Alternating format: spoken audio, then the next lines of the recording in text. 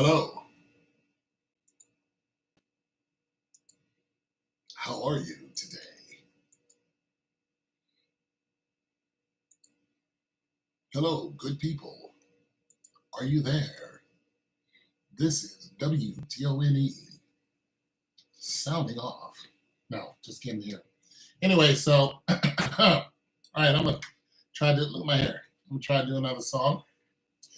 I'm doing this for practice, just to let you guys know. I have finished a few songs. So if you want to listen to anything I've finished, you can, but the production's not finished. I finished writing it, but I got to add ad libs. There's more instruments and all that kind of stuff. So yeah, this is just good practice for me and for those who like to listen and or watch the how songwriters do it. And of course, I talk about other songwriters and great music out there.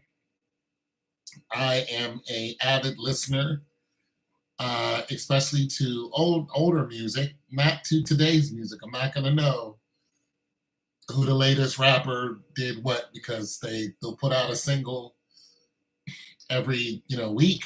You know what I mean? So I don't know what the latest Drake song is. I have no idea what he's doing.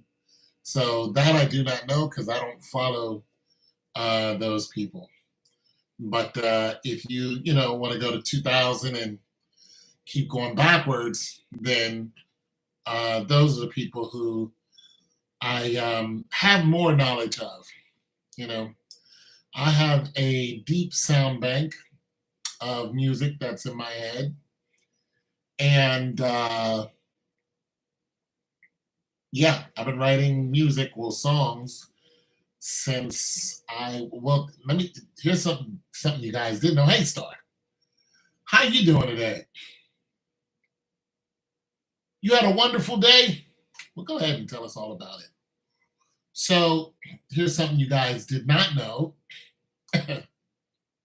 Yours truly was in a rap group. I was. I was. It was very short lived, but I was 14, and me and another guy, his name was Roy, we decided to be, we wanted to start a rap group. We were in the hood, we were broke. He liked my sister. He was goofy like I was. We were not the guys that, ran the hood. We were just, athletes. We were athletes. But we weren't known for anything except just, being two other guys in the hood. We didn't, sell anything. We were just, two guys. And that was that. And we, had one song that we never finished. But there was a serious interest for me. Now, we never finished because he liked my sister, and then that didn't go too well. And my mother didn't like that whole situation, so I didn't hang out with him too much after that. Uh, and no, he didn't screw my sister. He just liked her. And, you know how that goes. You feel good? I feel good all over. I'm already liking the story you're telling right now. Thank you. But anyway, so yeah, I was in a rap group. We were not established. And then when I was 17, I made my first album, and I told you guys how I did that. Well, I made my first tape, and I gave it to a guy named Greco, a little white dude, and he's like, "Yeah, man, I like it." And I did it all by beatboxing and beating on stuff, and I recorded it in the bathroom because of the acoustics. And I've always had an interest of songs,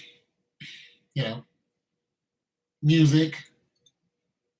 Even though I am a mediocre singer, I have an imagination that, did not allow me to do too good in school. Took me 10 years or more just to finish college with a 4-year degree, but I have one. And some of the things that Missy Elliott talked about that happened to her happened to me. And I thought it was just me. One of the reasons why it took me so long to finish college and why I really didn't do good in school uh, is because my imagination would always be going while the teacher was trying to teach me something. So it was hard to concentrate. And I remember one day I was going to class in the college and I walked in class and I walked right out and I never went back until years later. I had to beg my way back in because I kept going. I kept getting headaches. And then I heard Missy Elliott talk about the same thing what happened to her, and the other songwriters the same thing what happened to them. It's just something that we go through. The creative people go through when we're trying to conform. It's just hard for us to conform. Uh, Nonetheless, we can do it. It's just really, really hard for us to do it. So, big ups to Dr. Missy Elliott. And yeah, I'm one of those people. But I still have a profound interest in healthcare, especially when it comes to molecules and stuff like that. I'm just really not that good at, you know, the math part. I've got through college math and college algebra and all that, but it took me two times to go through those classes, statistics and all that. It was a real bear for me, but I got through it. But that's one of the reasons why it takes me so long to learn some things. It's just that I can look at something, but my mind's in another galaxy. So another thing about me is I wrote a book called The Sorrowed King. Nobody's ever read it, but I started to make an audiobook of it. If you just look it up, The Sorrowed King, you'll see, I wrote it back in 2009.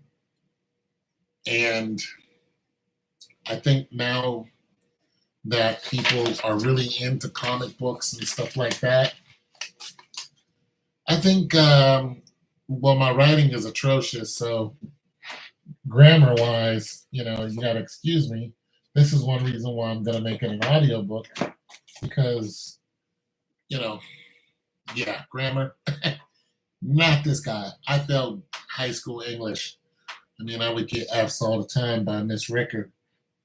And in order for me to deal with the fact that she would give me F's, because I didn't know what a predicate nominative was, I would sing songs about her.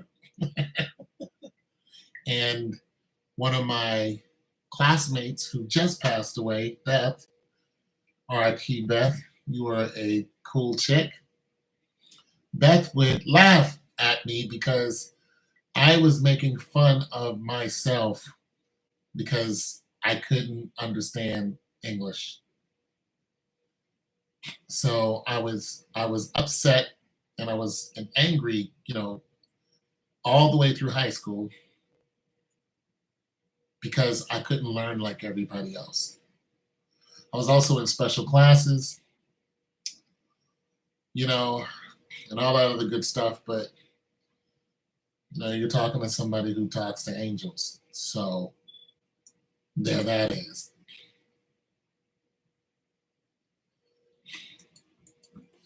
Yeah, it's going to be a hard read because it's just, but no one has ever read it. No one. It's only $10, but no one's going to. I'm like, okay. And I'm not really upset about that no one's read it.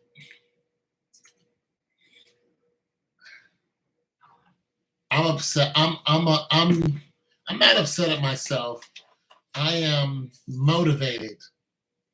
There's no sense for me to be upset at myself. I'm motivated to I work on it, then I work on something else. That's just how my mind works. I do a little this, I do a little that. And this is why I'm able to write these songs. I'll start a song, I won't, I start a song, and then I'll finally finish one and I'll be like, okay, this is cool. That's just how I am. So it's called The Sorrow King, and this is what it looks like.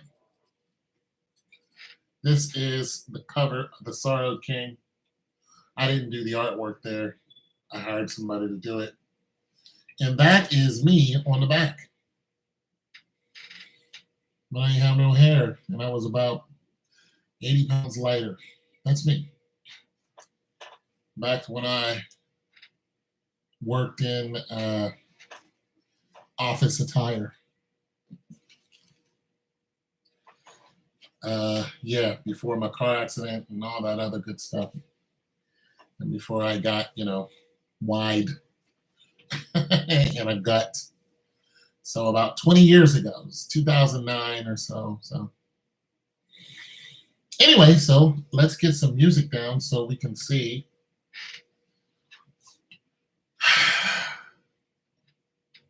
But yeah, so at this age, I'm just now starting to enjoy myself instead of being upset at myself for some things that I couldn't help. It's just some things that weren't supposed to go in my favor. And, I thank God for my talent, even though I haven't, well, let me not say that. I thank God for my talent, but I haven't capitalized on it. You know what I mean? So I haven't figured out how to, buy me a $400,000 house with it. And I don't even want a $400,000 house. What I want is to be able to afford a $400,000 house and say, I don't want that. That's what I want.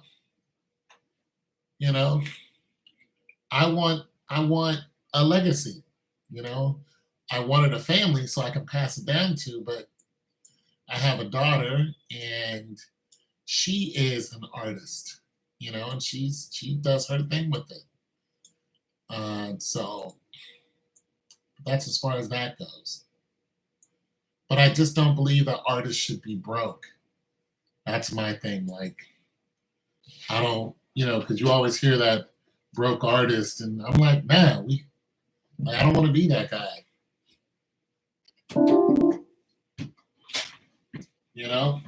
Like my mother was super, super artsy, but she couldn't work for anyone. She was like me. She passed it down to me. My brother's an artist. My sister, she's an artist. She went to art school, but none of us have capitalized. Even my younger brother, he can draw too, but none of us make money doing it.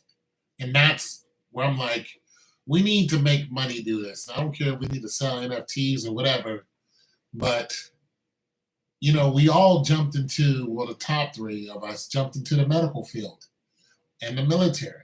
You know what I'm saying? My older brother and me, military. My younger sister, she's like, I didn't make any money being an artist. So she jumped into the medical field and, became a CNA or whatever. My degree is in health administration. My older brother, he doesn't, I'm the only one in my family who has a degree, but he is a lab tech and something else, for the Army. He's no longer in the service. He retired. He doesn't have to work for anybody anymore because he retired in the military. So he gets his full benefits. But none of us has capitalized on what our mother has handed down to us. So I want to do that. I don't want to be like, I have all of this talent, and then people see that I have all this talent, but I can't do anything with So that's one thing that keeps me going every day is looking at what other people are doing, looking at TikToks and YouTube, and seeing people making music, seeing people drawing, And knowing I can do these things, probably not as good as they can, but I can do these things. So I'm like, I need to find a way to make a living off of this. You know, that's one reason why when I make a dime or two off of it, I'm like, cool, I made something off of what was passed down to me. Now, if I can turn that dime into, $50 a day, I could live off of $50 a day. Now, a lot of y'all probably can't, but I can. You know what I'm saying? And then hopefully turn that 50 into 200. And that's when I'll probably hit my goal, when I can be like, okay, if I wanted to buy a 5-bedroom house in a nice area, I could pay for it cash. That is my mindset. Can I walk up and be like, this is a $450,000 house, beautiful, beautiful area, yada, yada, yada. Do I want to buy it?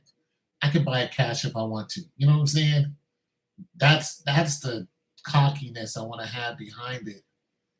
You know what I'm saying? And have it all come from music, drawing, something artsy that I did. You know what I mean?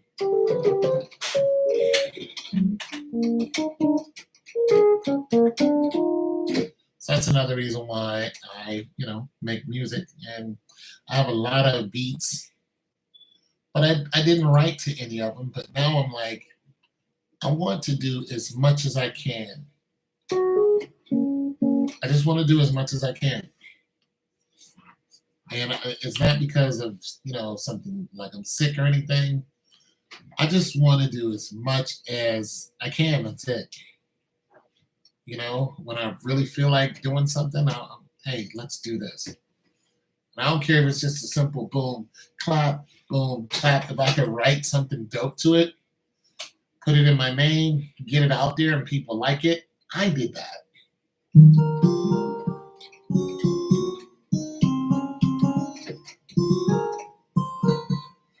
So,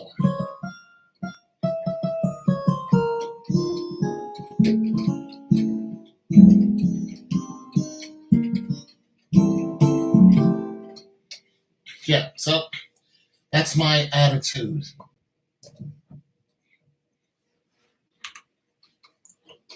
In my Bobby Brown, with my Bobby Brown swag. That's my attitude.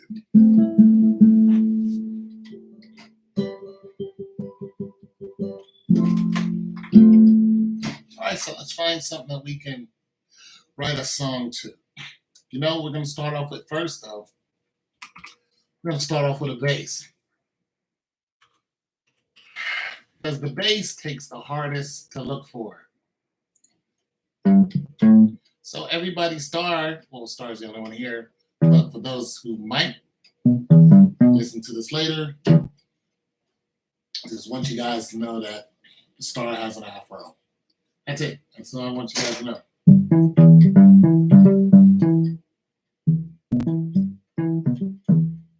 Oh.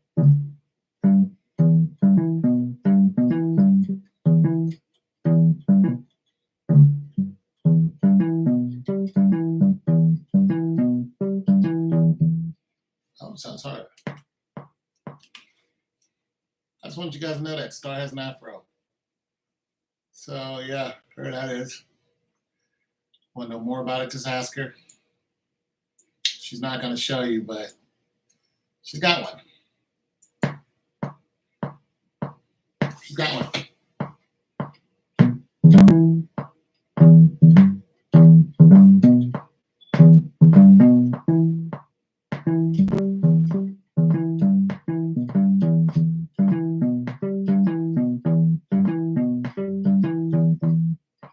Star has an afro.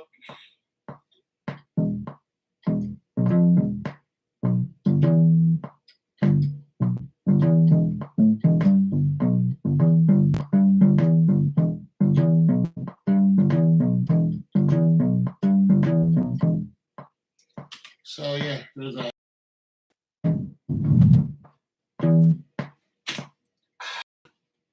She's not gonna show you, but some of you guys like afros. Swinging Up Stars got one.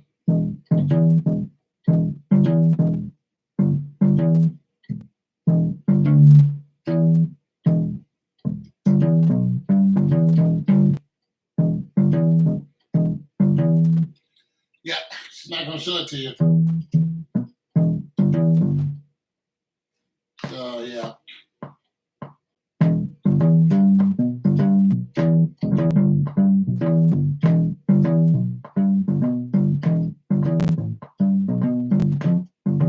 Oh man, that was just terrible. Let's see how it came out.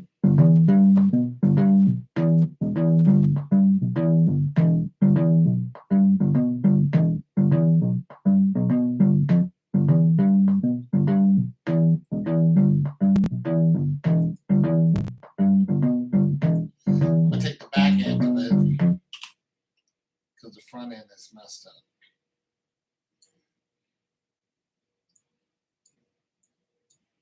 Yeah, you know, some of you guys asked me what the star looked like. The answer is I don't know.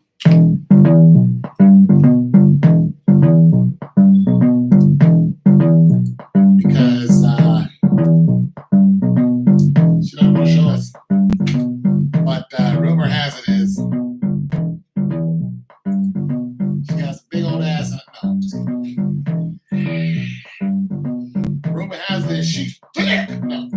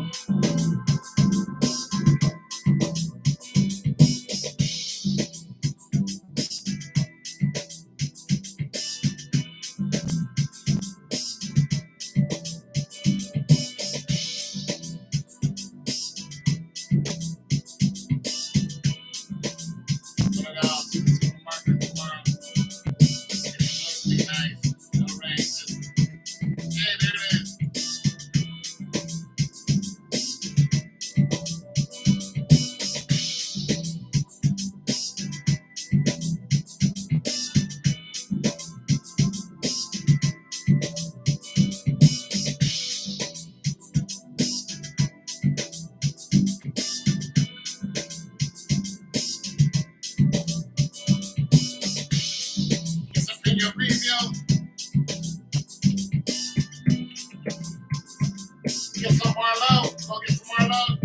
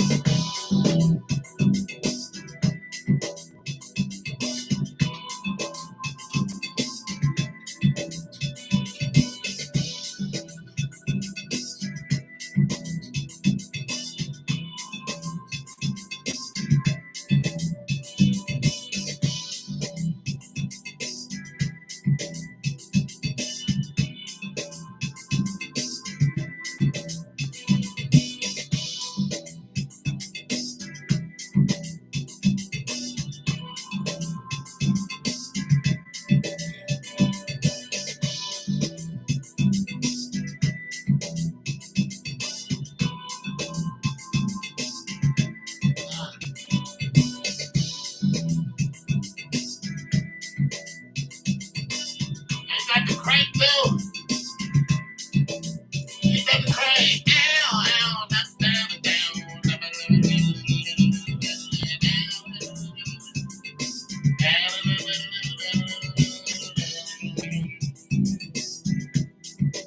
I ain't got no lead on it yet. Uh,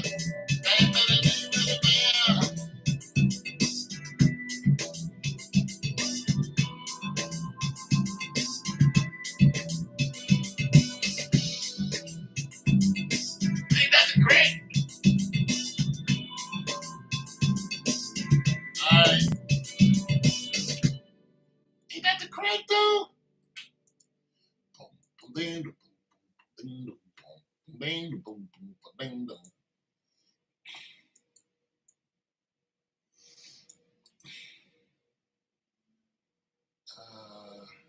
Copy. All right. Gotta find some lyrics for it now. At least attempt to find some lyrics. So I finished your environmental song. I finished it. I finished writing it. Now I realize that I got to put a bunch of music in it just to make it sound like anything. Because it's short, but you can tell that it needs musicianship. So I'm going to have to, get on the keys and but I finished it. Just want you to know that. So you know that I'm a guy who, I'm a guy who finishes. I didn't want you to know that. I'm one of those guys. Yeah. I don't care what you heard, but I'm a guy who finishes.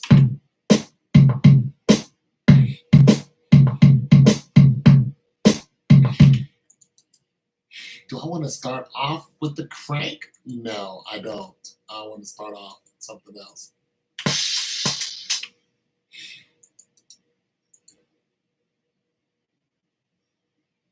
Just want you to know I'm a guy who finishes. Because, there's so many guys who don't finish. I'm one of those guys who just finishes. And,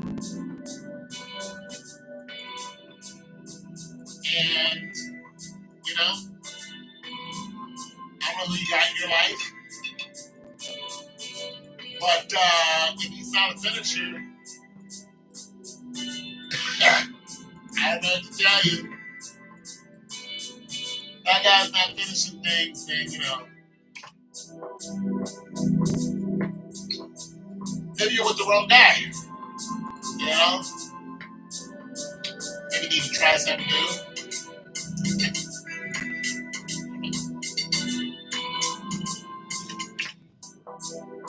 Well, who am I? Who am I? Who am I to tell you what to do?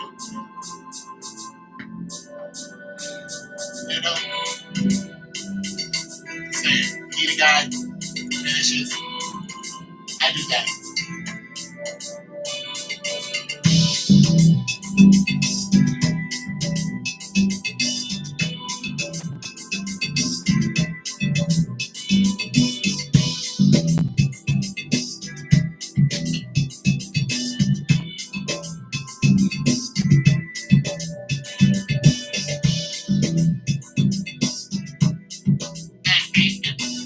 I like it. I like it.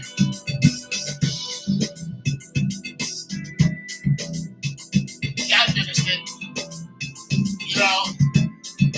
You might have been in the back of my head when I was writing it, but I'm not gonna, go that far, to say that you were the motivator behind that.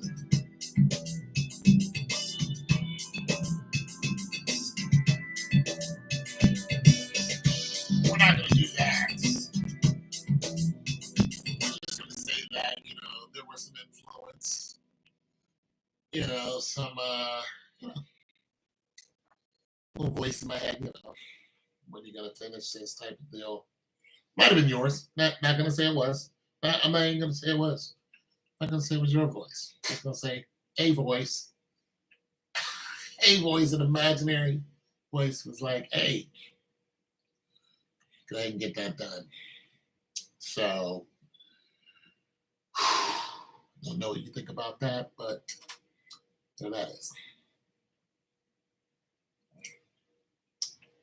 Not gonna credit you with too much there, but I'm just gonna say that. All right, now I need some words. I gotta go into my zone.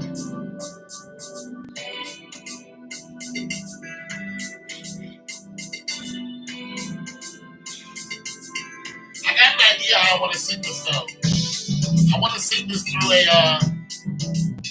track. Let's see, so let me put it on classic voice, and then let me go like this.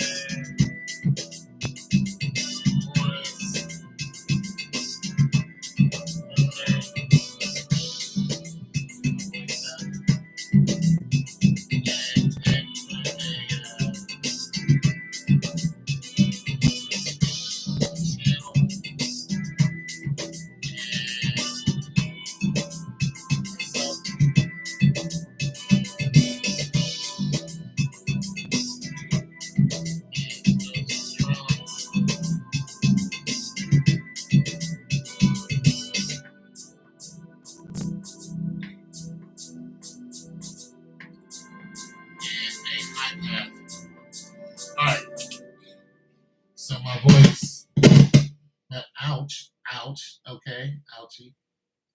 My voice, I have it on a high path. I think I'm gonna sing this whole song through a high path.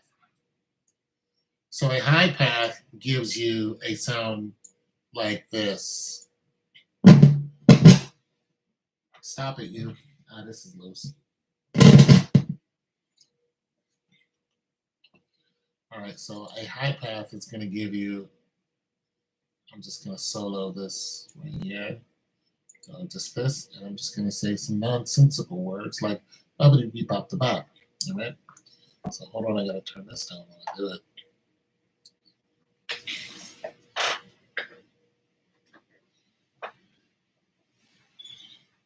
All right, so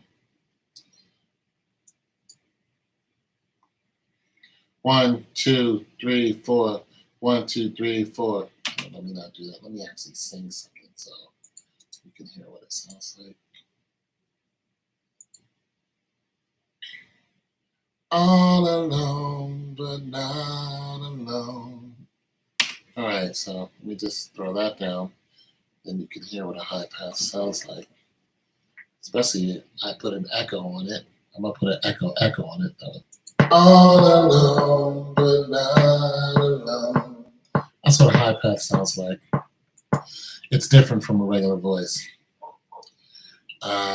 So all alone, but not alone. Now I'm gonna bring this down here.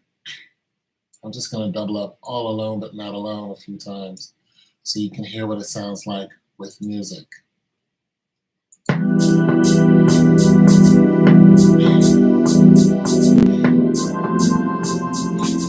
Gonna give you the feel for the song.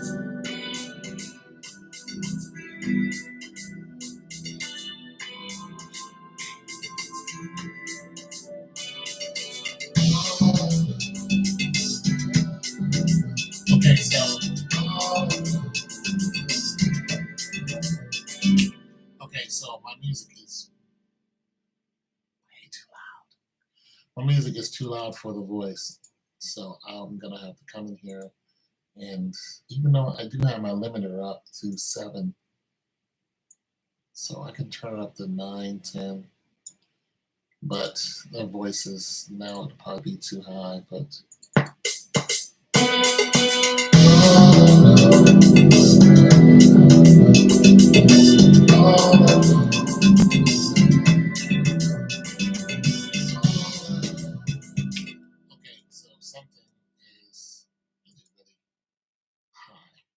So my music is gonna have to come down somewhat, but you know, I worked that out.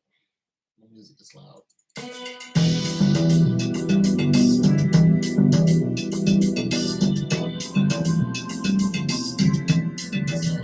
this is loud. This should be way down. So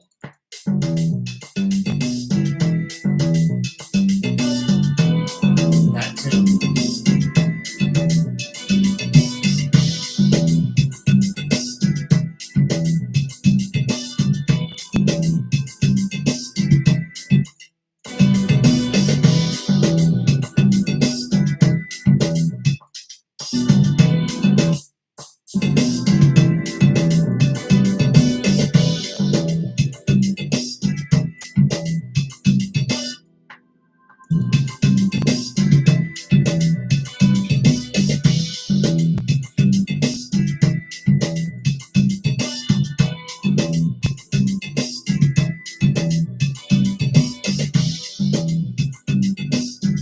Okay, that's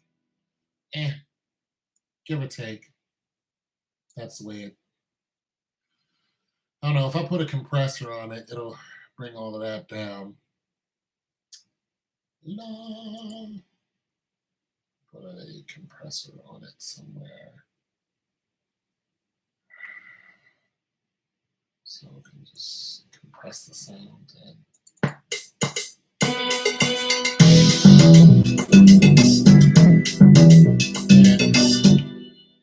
so there's a compressor that's on it.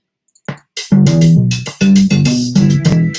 I'll put a limiter on it. I'll put a loudness.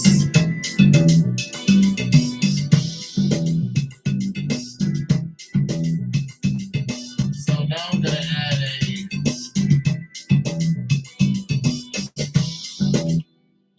a loudness. But it tells me how loud my music is.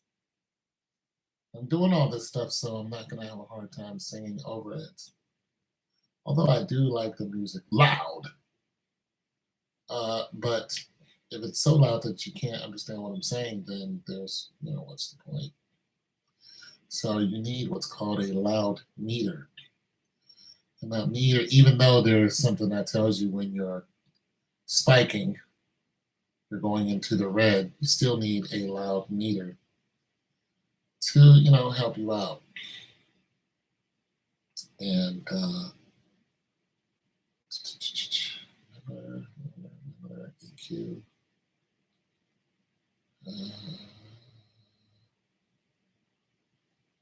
It's still here. It should be here. Modulator, phaser, rotator, phaser, multi-delay, flanger, chorus, pitch, reverb, specialized, utility. Well, there it is, loud meter. So my loud meter. My loud meter tells me where I'm at. And it tells me I'm loud. You're loud. I'm gonna yell.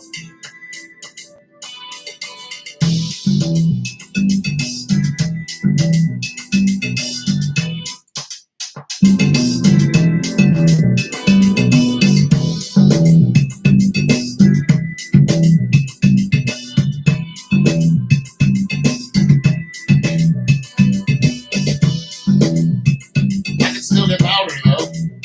So it's not too terrible.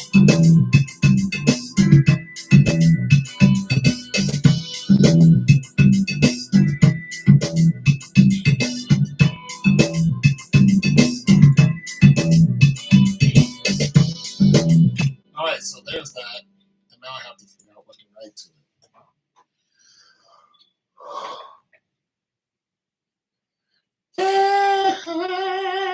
Yeah, stop, baby. So yeah, I finished that little, it's short, but it's to the point. It's very to the point. It covers topics, like you said, what's going on in the environment, and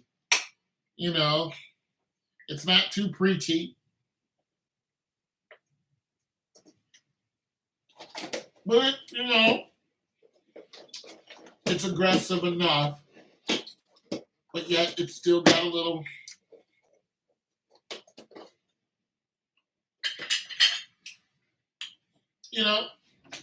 it's got room for some,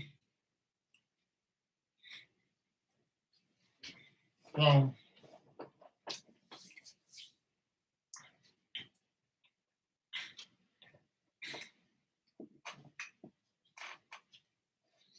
it isn't a Debbie Downer.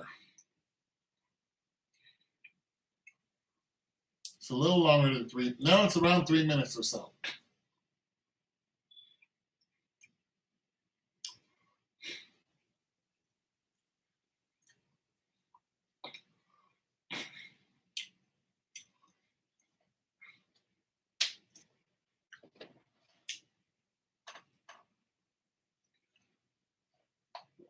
Yeah.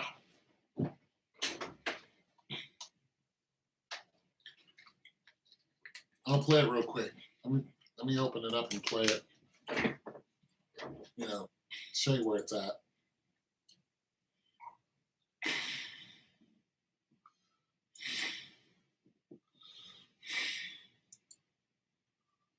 Save this beat. We'll call it.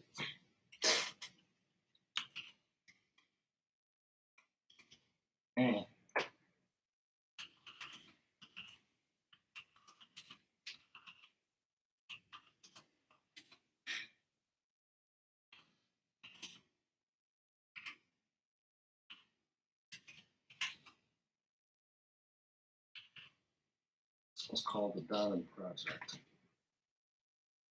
Yeah. And, I mean, it isn't all spruced up, so don't get your, toes all in a bunch. But it's just that I finished writing it.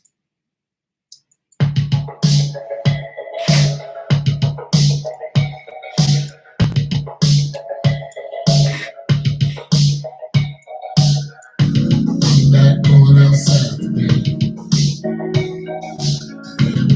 Drive, yeah, that's my scissors. I guess I'll walk around in my shoes. Read the news. Somebody else across the corner. Where did it all go wrong? Take too long. How did it get this way? Where did it all go wrong? Why does the right thing take too long? How did it get this way? Well, it's gone up twice this year. Landlord said if you can't afford it, go ahead and leave. I don't care.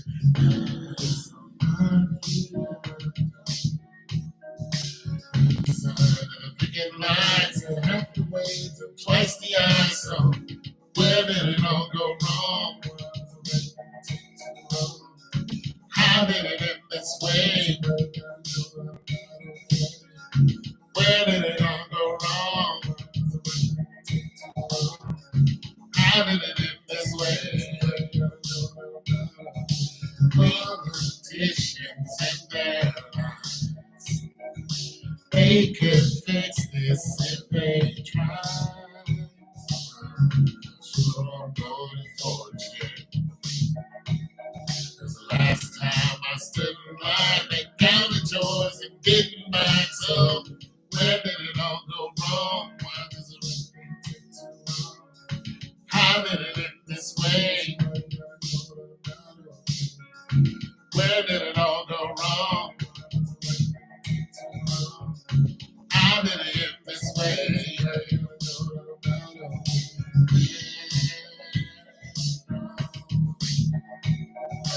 Where do we go wrong? Hey,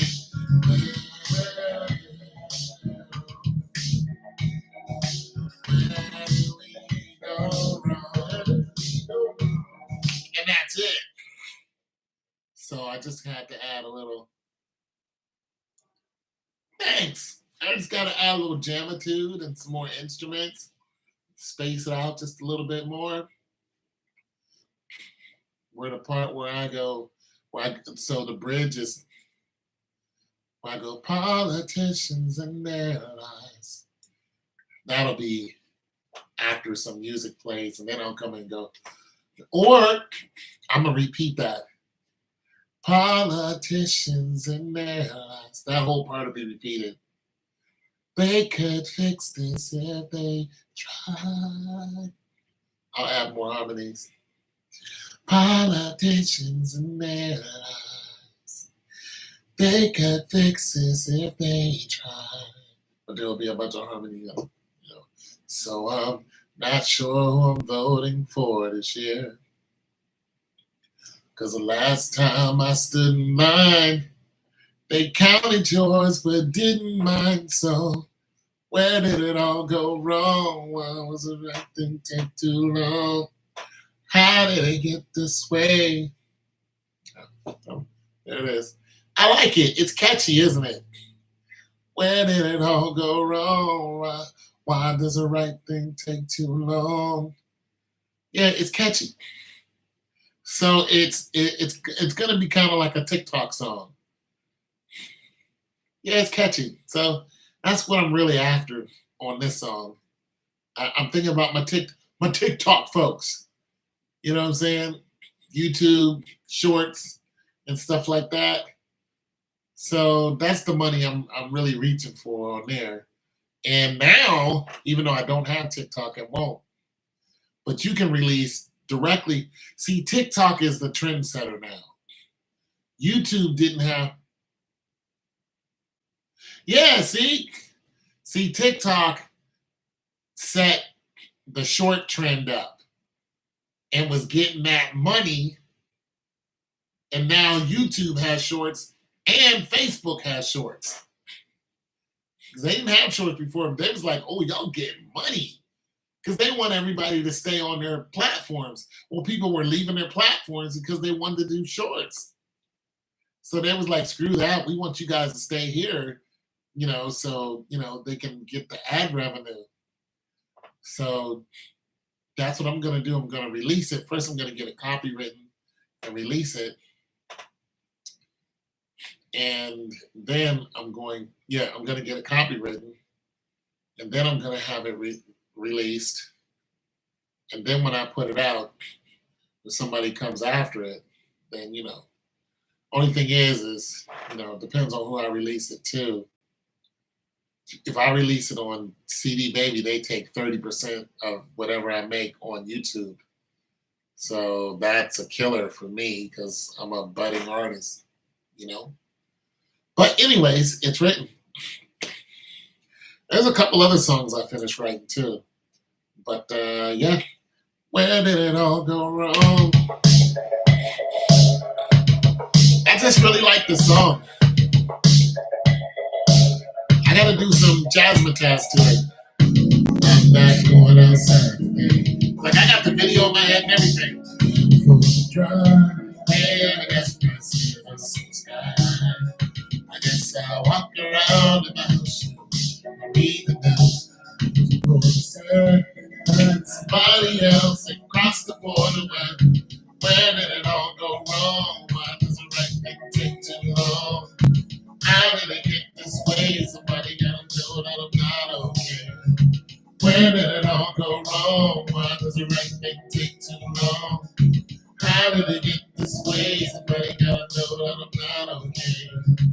My rent's going up twice a year. The landlord says I can't afford it. Go ahead and leave. I don't care. I guess I'll find me another job. A big sign and a big line says have to wait. Get twice the eye. So where did it all go wrong? Why does the right thing take too long? How did it get this way? Somebody gotta know that I'm not okay. Where did it all go wrong? Why does the right thing take too long? How did it get this way? Somebody gotta know that I'm not okay.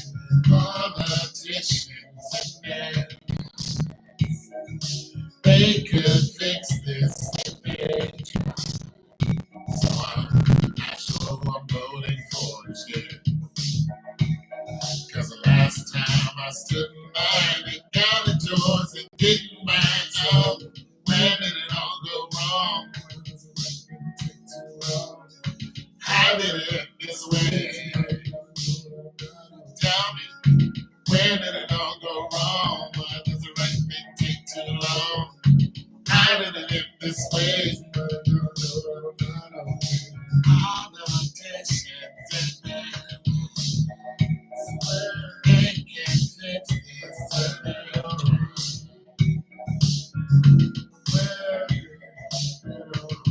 Yeah, I be jamming, baby. Where did it all go wrong? I just want you to know that I have Jamitude. That's it. Now let me try to write something else. That's creative songwriting. Thank you. You know, the spirits were like, this is what you shall say, young Padawan. So I was like, tell me, master, what should I say? Yeah, so now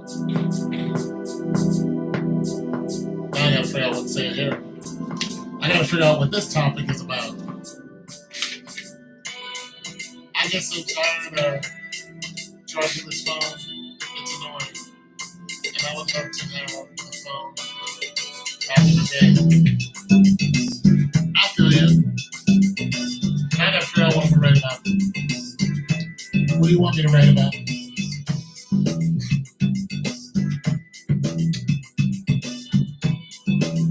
Give me a challenge.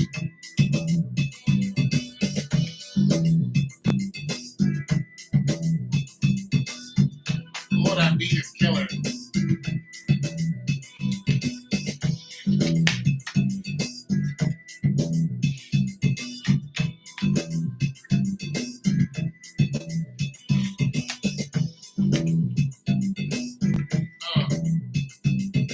Wanna be dead.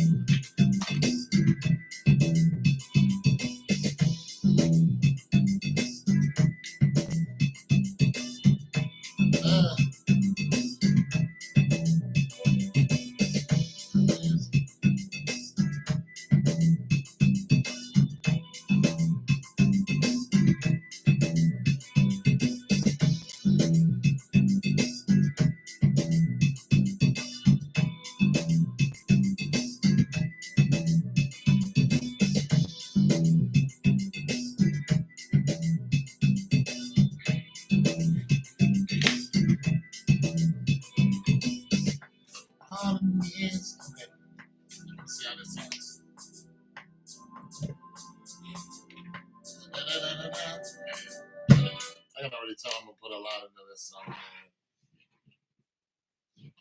Oh, stop it, will you? Part of me is just okay. All right.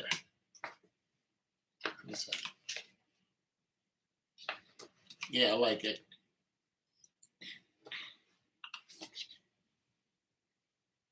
Part of me is just okay. Part of me is just alright. There's another part of me that never seems to get it right.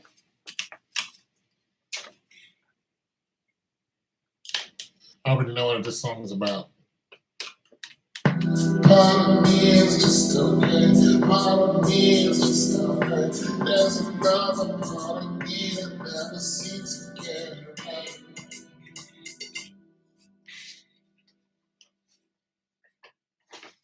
Yeah, I'm already going.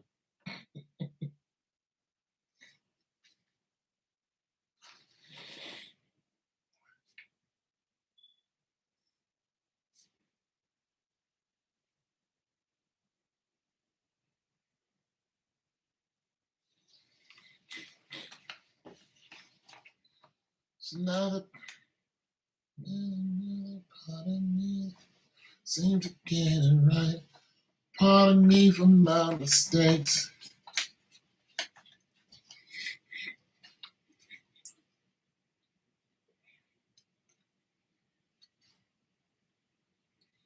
But it's harder to make it seem me.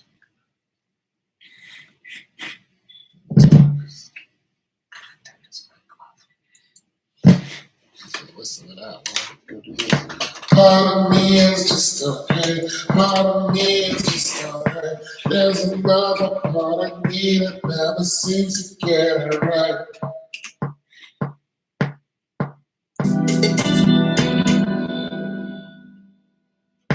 Part of me is just okay. Part of me is just alright. There's another part of me that never seems to get it right.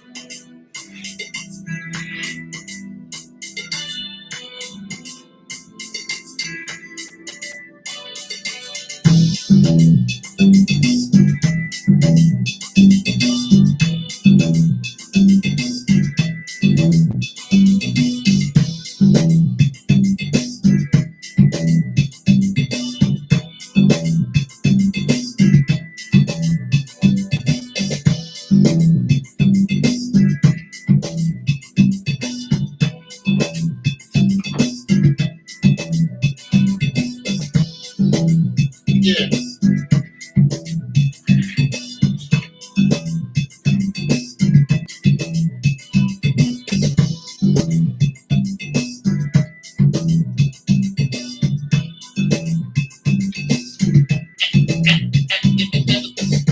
Part of me is just okay.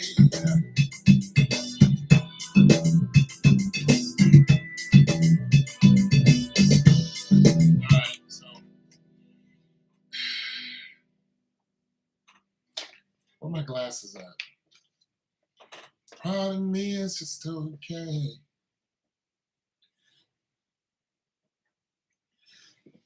Part of me is just alright. There's another part of me that never seems to get it right. Pardon me for my mistakes.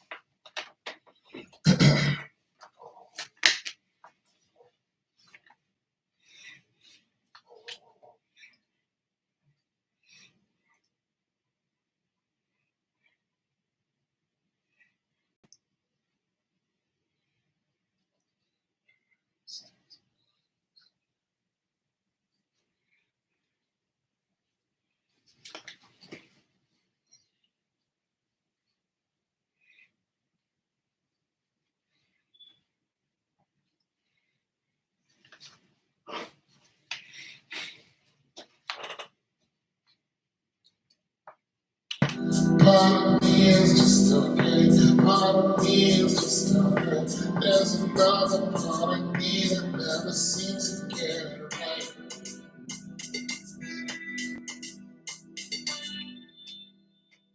I'm in the zone. I'm sorry. I gotta go. I gotta get in the zone. My mistakes.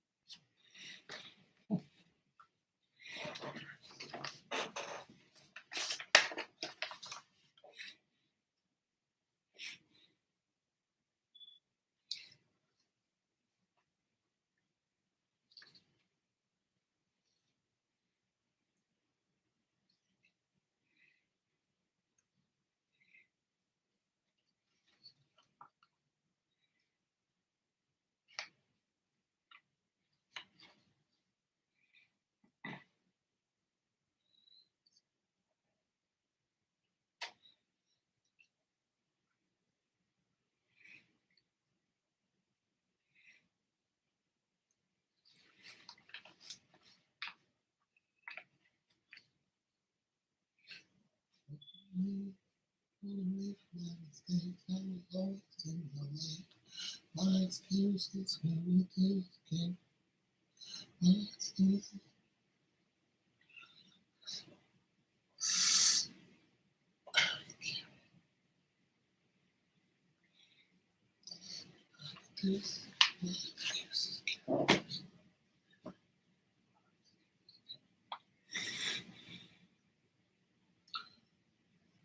No excuses, no excuses.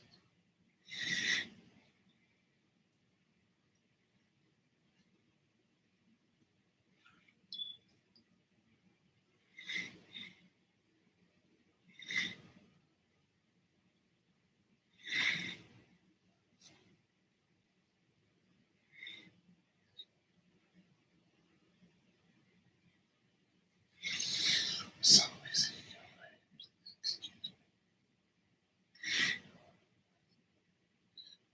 Oh. Mm.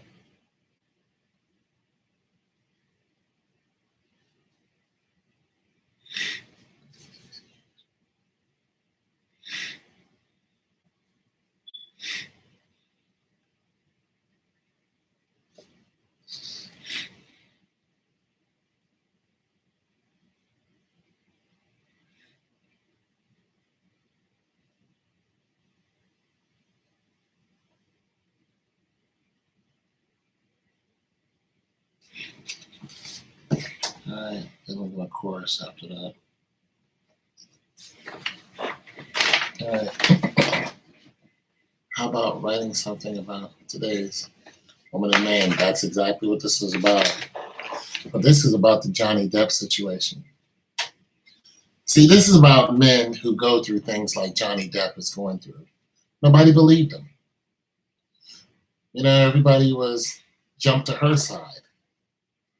And this is kind of like nobody believes men when men are hurting. So this is kind of in that form. All right. So the words are so far. Pardon me. Part of me is just a. Part of me is just okay. Part of me is just all right. There's another part of me that never seems to get it right. Part of me for my mistakes. I was always in your way. Please excuse me for the mess I make every breath I take.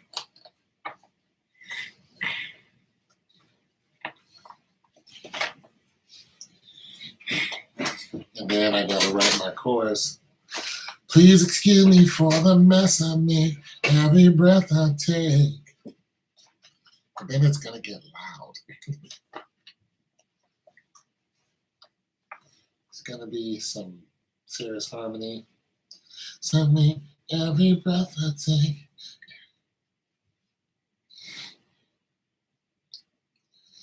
It'll probably be a riser right there too.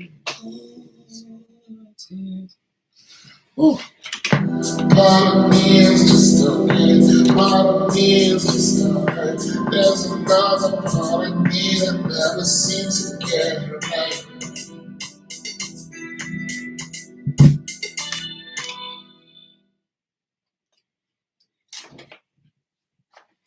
Hey, stop it.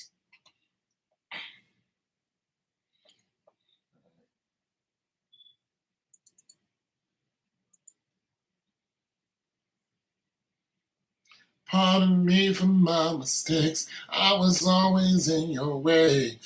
Please excuse me for the mess I make every breath I take. She is crazy. She crapped on his bed. Any woman that craps on your bed needs to not be in your house.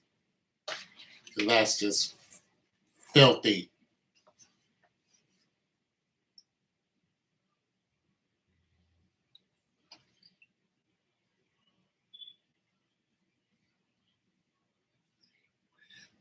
Please excuse me for the mess I make every breath I take. Oh, I like the break there though. Every breath I take. Well, I can go right into the verse after that. See how fun songwriting is. She beat him up and she lied on him. All because of women are right and men are not.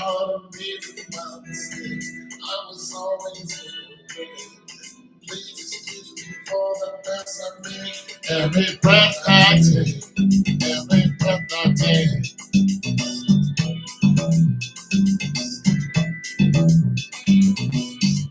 There's another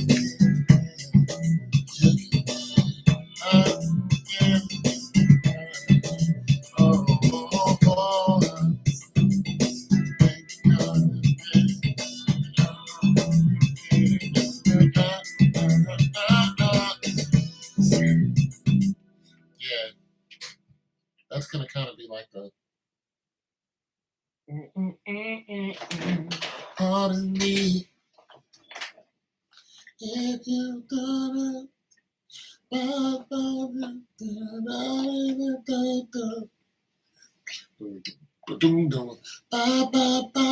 So I need some ba ba ba ba ba. That's a woman beast mode on her boyfriend inside the store and on the street yesterday and said, it's sad to say, he killed her.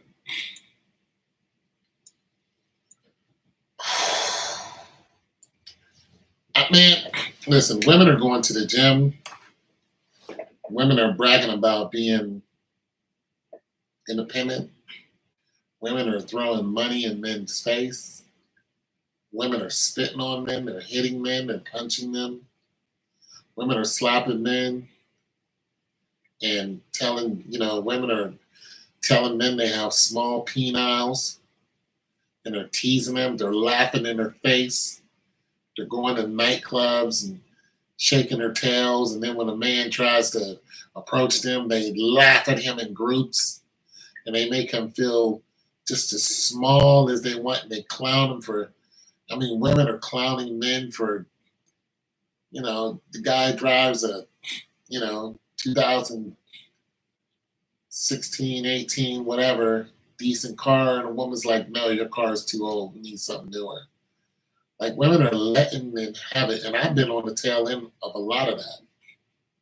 A lot of it. Women calling me ugly, saying that no woman will want me. I get that around here too. My neighbor snatches her little girl up every time I come outside.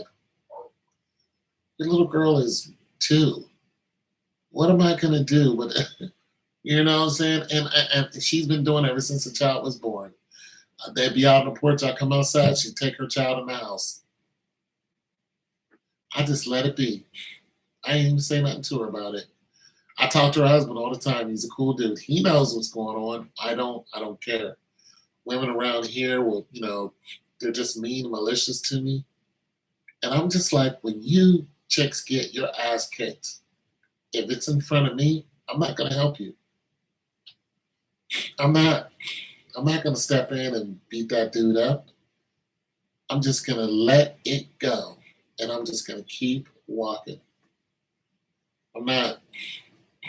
I'm tired of it. So he killed her. Yeah.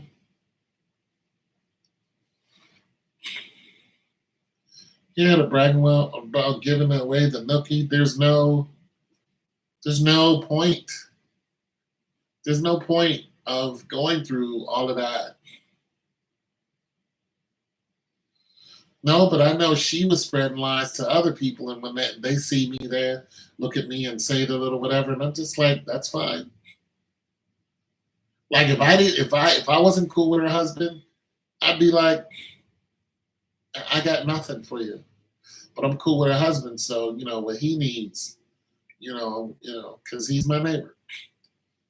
But her, the way I look at her, because she's doing that, I mean, she slowed down on it now, but just because she did that, like she told her son who used to come in on my porch all the time, play ball because he was a single, he was the only child out there by himself. She said, "Stop going over there." I was like, and it hurt me. So I was like, what if I ever done? And what do you think I'm gonna? That's the part that hurts. What in the world do you think I'm going to do? That's what really hurts. So I'm in the house. I write my songs. I sell my refrigerators. I just do me, you know. I walk around here and I just keep my mouth shut. I find pennies, nickels, and dimes in the parking lot, and I'm happy. I am at peace with doing that. I don't need anybody to do anything except leave me the F alone. That's it. I go work out. I enjoy my workouts. There was now today I was working out at Planet Fitness, right? And I was in the aerobics room, where you do calisthenics and stuff. And there's this woman that came in, she's, I don't know, 20 something, 30 something. And she must have thought she was the bee's knees with her little black tights on, right? So she comes in, she's doing the exercise like next to where mine is in eyesight. So I see what she's doing, and I'm just like, oh, she thinks she's, hot. Yeah, I'm like, okay, cool. So I'm doing my little thing, and then I'd stop, I take my breaks. I'm chilling, I'm not in a hurry. I'm looking off to the side. She looks up to see if I'm looking at her, and I'm not looking at her. She doesn't, I don't care. So then I have to go around her and use the machine on the other side. She turns her body around so she can see me. Like you came in here with a pair of tights on. You don't want somebody staring at your whole asshole, then don't dress like that. So I just like, whatever, lady. I'm trying to do these pull-ups because my fat ass can only do like 1 or 2 pull-ups. I am not concerned with you, what you got going on. So when she turns around so she could see me, and I already knew what it was then, and then when I take my breaks, she's here, I'm looking out there. She looks up, to see if I'm looking at her again. I'm like, lady, I'm not paying you no mind. You're not worth nothing to me. A woman around here had a baby by her man's brother. when he approached her, she told him, "So what is her? You know what? Oh,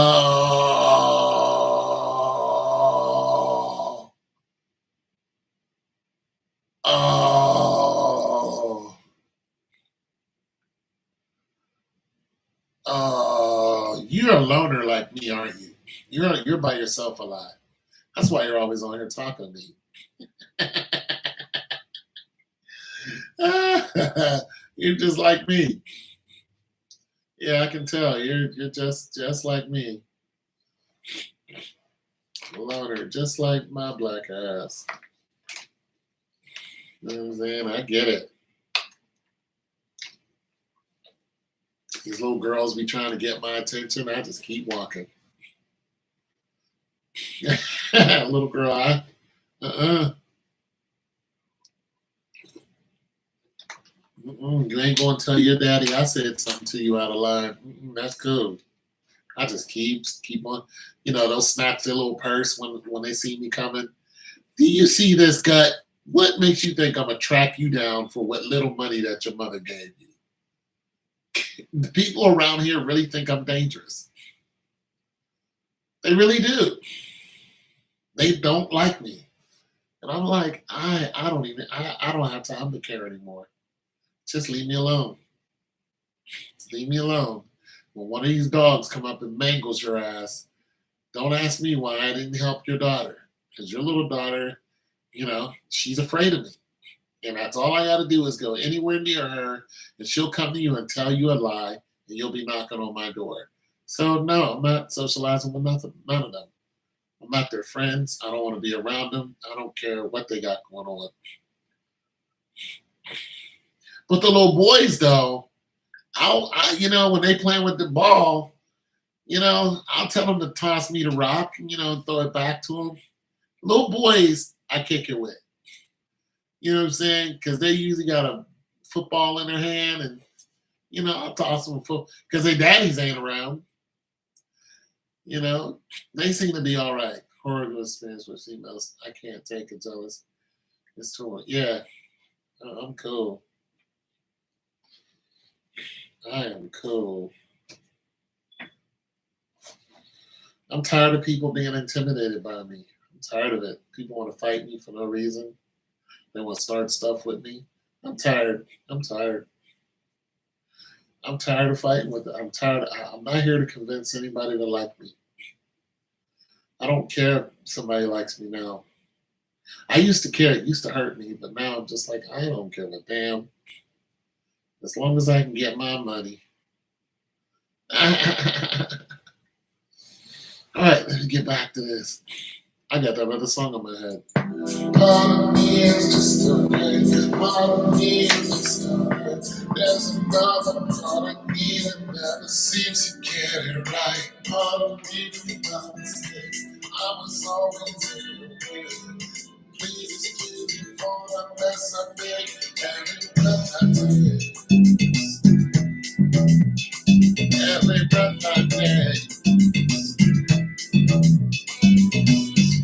I can just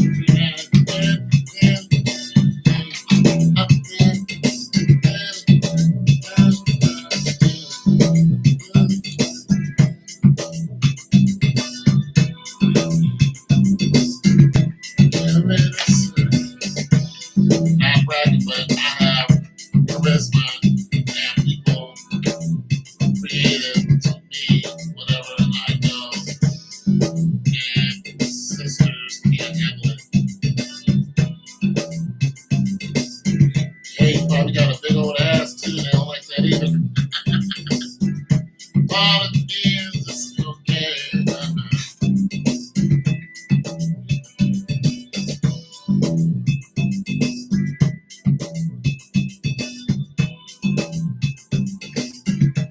Trying to write it to somebody, for the person who just joined me, I'm not going to stay long, but I am attempting to write a song. I write most of the song and then I write the rest of it offline so nobody can come on and take my stuff and say, "Hey, I wrote that," because people really do that. So I write most of the song, and yeah, that's what I do. It's a long, tedious process, but it's a lot of fun. So that's what I'm doing. Okay. I'm on my second verse, right? So we're on the second verse.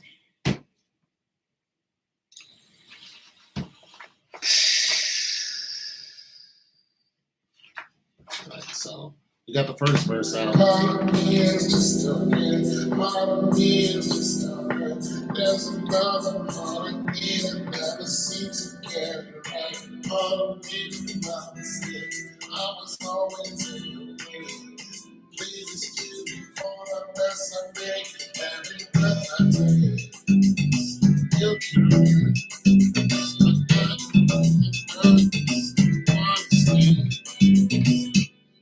for every breath I take. Well, I think I'm gonna add that. I like the little change and flow. Every breath I take. Da, da, da. I'm gonna let this play, but part of me is just okay. Part of me is just alright. There's another part of me that never seems to get it right. Part of me is my mistake. I was but you know something, Star? Whenever you put something out like this, like on YouTube, and put it in your like in Logic and stuff like this, it's recorded in Logic. Everything here is date stamped. So, if they come back and say, "Hey, I wrote it," it's like, okay, when did you write it? And if they say, you know, I wrote it before May 16th or I wrote it May 16th, they have to prove it. They have to digitally prove it. See, I can digitally prove when I wrote it because it's right before your face. You know what I'm saying? And there's there's a date stamp here too. Yeah, there's a date stamp on YouTube, and there's a date stamp here or just on my computer. There's a date stamp, and there's a date stamp within Logic Pro X. I mean, you save the song. It's as soon as you put anything in Logic, it's date stamped on there. Yeah. Every breath I take, just for you. I'm hungry. Every breath I take.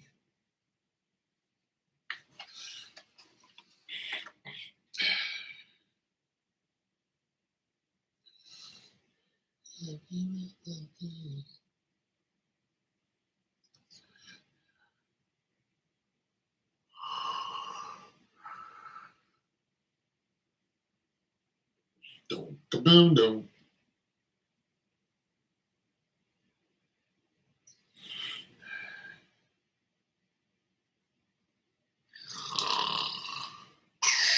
I need to start using my CPAP. I don't use it.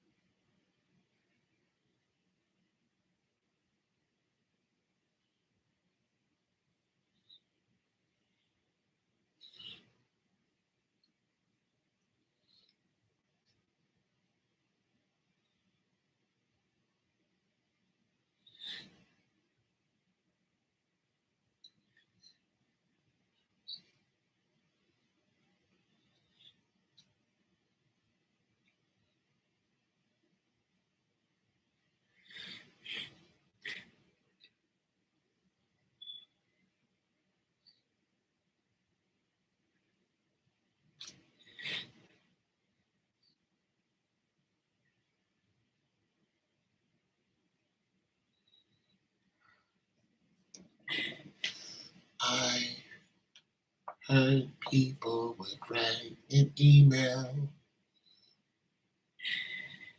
it to, or people write an email it to themselves.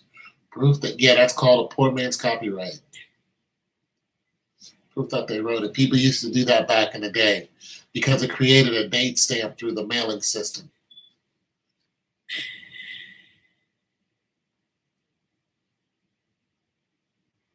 Yeah, that was called a poor man's copyright. And it would somewhat hold up in court, but people found their way around it. So that's why people don't do poor man's copyright too much anymore.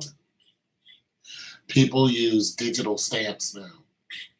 So digitally, anything you put on a DOS, which is Logic Pro X, is a DOS.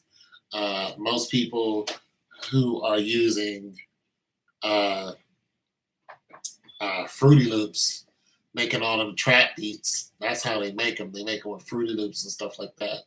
Well, as soon as you record your voice on it, it's digitally stamped. So you can go back and say, boom, there's my digital stamp. People can still fight you tooth and nail over a song. You know, they do. They really do. You know, it's big bank, take little bank. But the more that you can prove that you wrote something, the better. And then you just got to expose somebody for what the piece of trash they really are, because they'll try to take all your stuff. And you know what I'm saying? If they have a high-powered lawyer and you don't, they'll suck you dry. You know, and you'll just be like, well, what's the point of writing? You know. So what you do after that is you have to, for one, keep making music, don't stop. But for two, what you can do is you can say, okay, fine, this is what you want to do. All right, you contact the best that you can. It's hard. Somebody who knows somebody that may know a star, a superstar. It's a whole chain. You know, you got to contact their lawyer, their manager, or whatever. And, or sometimes they contact you because the song that the other person has written or that you wrote that somebody else is singing, they're sitting up there saying that you said it. You go on social media and you go, I know that I wrote this song. Once you get enough attention and you can prove that you wrote it, and you can go on Twitter or whatever and say, I wrote this song, they didn't write this song, but they have a bigger bank account than I do, that person and or that group starts to look bad. Then what they try to do is turn around and settle in court. If they don't try to settle in court, you just keep it up, and then what eventually happens is, if the song is hit the top 100, people will start contacting you. They'll say, you wrote this song. Be like, yes, I wrote it. And they'll say, can you write a song for me? And and then you're writing songs for people. This is how Carrie Hilton, and one of the reasons why she was so big, because she was writing songs for dozens of different people until and then she came out, and her and Lil Wayne doing their thing, and she came out on her own. She's a girl who sang Pretty Girl Rock. Don't hate me 'cause I'm beautiful. Pretty Girl Rock, rock. If you look up Pretty Girl Rock, that's Carrie Hilton, who is a pretty girl. But then there was a discrepancy between her and Beyonce, and she made a song pretty much calling Beyonce a hoe. I'm the one who wrote your songs, hoe, and blah, blah, blah, blah, blah, blah, blah. And I don't know what possessed her to do that and to think that she would still be on the airwaves. But she learned very quick why the queen is the queen. They cut her off, and you ain't heard a song from her since. You do not mess with Jay-Z, and you definitely don't mess with his wife. When they heard that, they was like, all right. And that was it. That was it. She's still writing for people, but as far as her singing, I don't know who she's writing for now either. I mean, it really hurt her pockets to go out and say this stuff. Look, if you get into an argument with Beyonce, you go, you know what?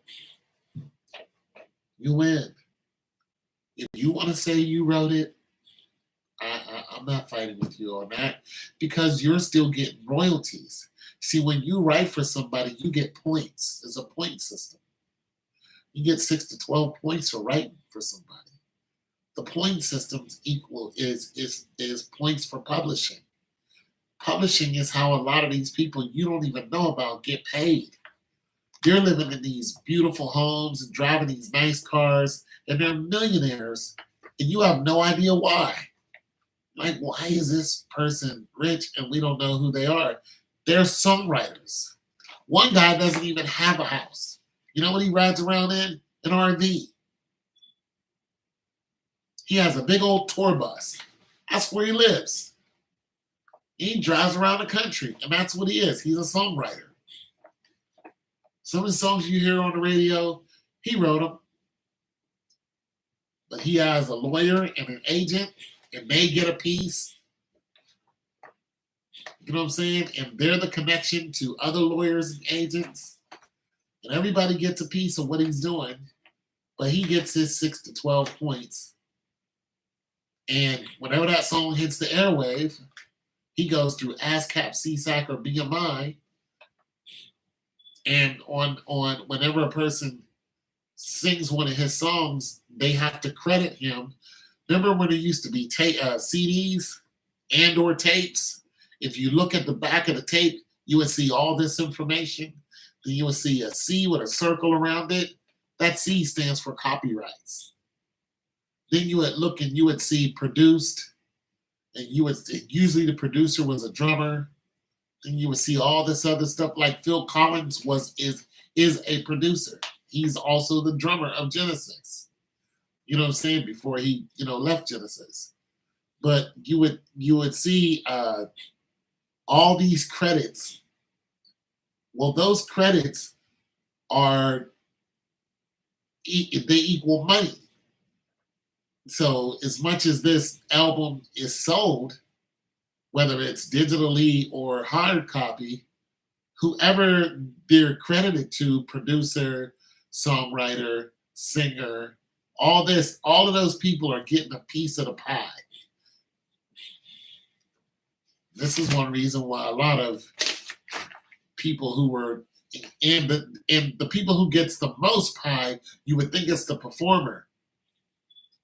The person who gets the most pie is the publisher. That's who gets the majority of the money, like Churchlight Publishing or Sony. Sony is a publisher. They make money. Sony paid Mariah Carey to leave because Mariah Carey was running around like a floozy. She was causing problems. She was showing up on MTV just half naked, and they got tired of her. So they said, listen, we're going to pay you, I think it was Jimmy Iovine or one of those guys. She was married to one for a minute, and then, she divorced him, got his money. And then, she started acting like she was on drugs and wanted to chase around rappers and screw everyone. So I was just out. They said, we're done with you. She literally would just show up on MTV on the set. They'd be like, why is Mariah Carey here? She just wanted to be there. So they said, we're tired of you. We're tired of your antics. And we're going to go ahead and cut ties with you. You want to talk about a big financial mistake. They paid her $35 million just to leave. They cut her off. They paid her $35 million to get rid of her. When they did that, Mariah Carey turned around and had 5 number one hits. You should have put up with her madness. She had 5 number one hits as soon as you let her go. That was it. Why are you so obsessed with me? Everybody knows. She made that song about Eminem. You claiming that you're sexing me. Boy, I wanna know. Get you all fired up with your Napoleon complex. Oh, oh, oh, oh my God. That song went number one. And all my ladies say, oh my God. I really enjoyed that song. I was like, this song is so good. You hating hard, you on your job. I was like, get down. They paid this woman to leave and lost money. She just went and made another hit. She was just like, okay, I'm gonna make 5 hits. 5 number one hits. Number one. I don't think there's no other person alive and or in history other than Michael Jackson who's had more number one hits or has been on the Billboard as long as Mariah Carey. Let me look this up real quick.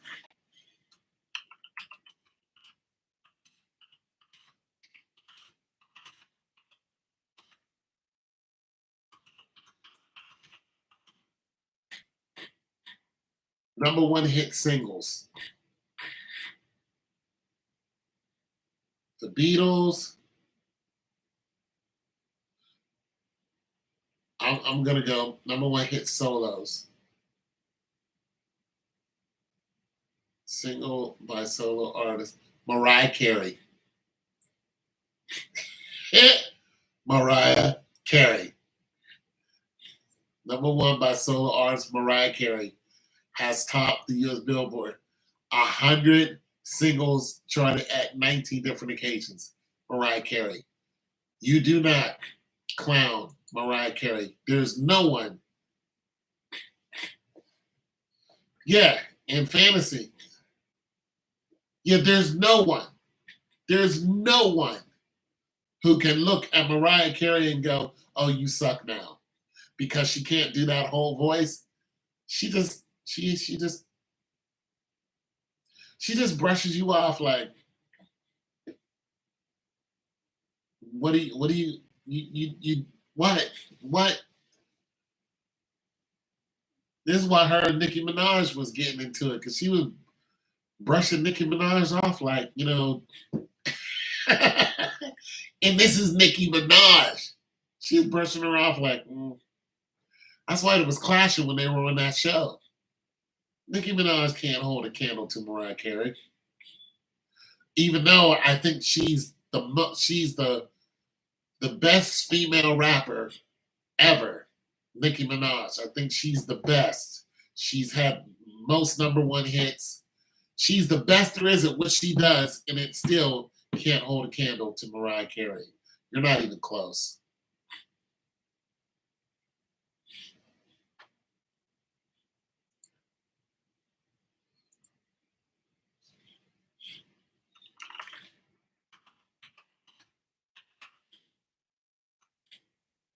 Yeah. Best female rapper.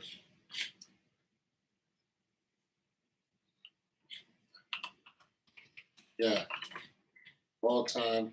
I think that's going to go to Nicki Minaj.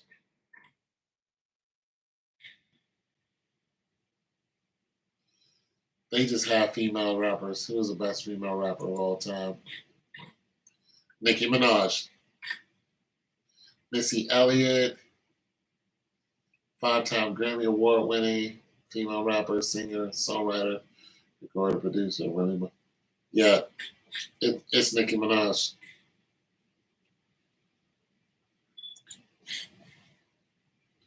If you look up what female.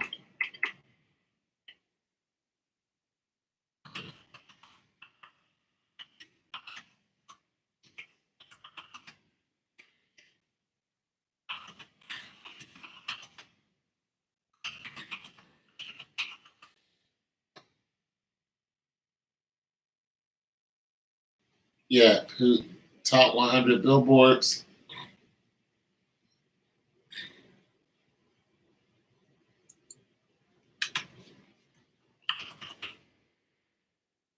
A solo female.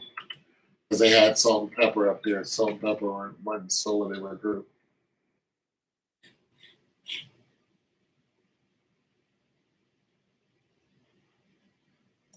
Yeah, Nicki Minaj. The highest selling female artist of the century, pretty much of all time. Nicki Minaj extended her lead as the highest selling female rapper of all time, once again, with the driven pure sales to performing. Yet there are colleges that study Nicki Minaj.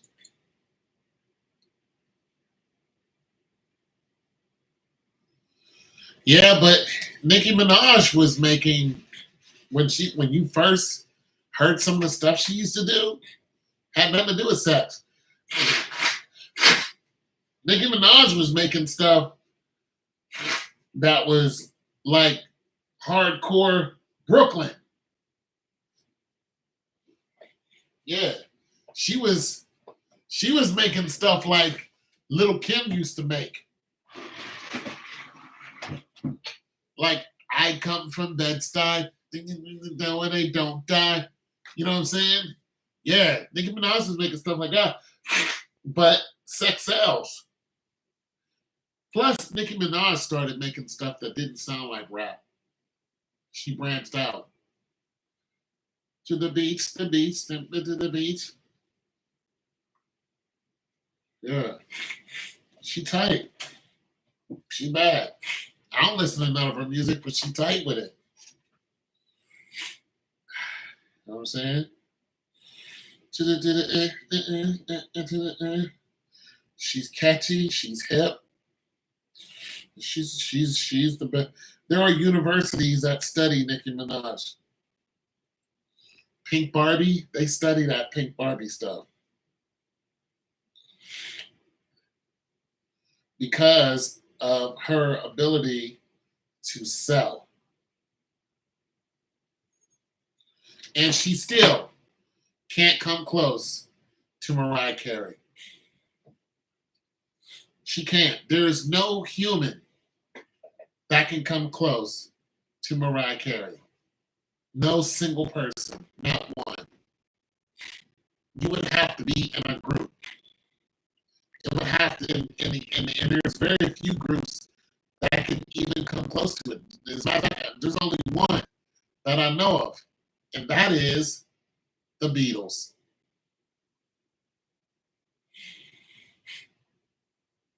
The Beatles, the only group that can come close to her. And that's saying something.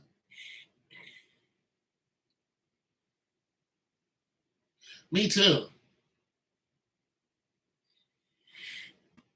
Yeah, I don't listen to the radio either. Radio is, hey, did you find my book?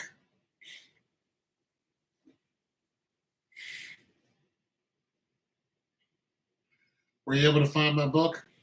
Part of me is just a man. Part of me is just a man.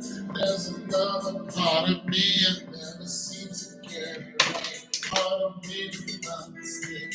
I was always in your way. Please keep me for the best of me. Every breath I take, breath I take. Oh, I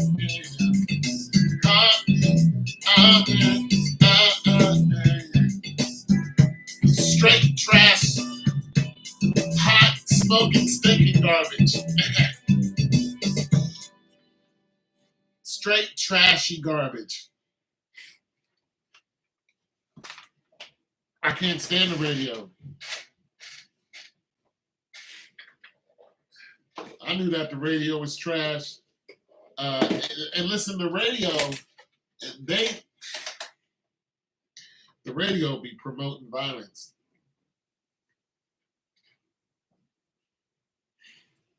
They be promoting violence. Did you Google it?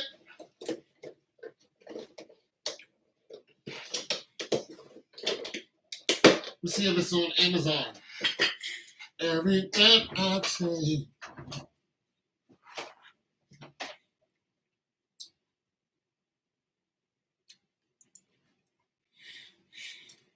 Let me Google it. Yeah, the Sorrow King.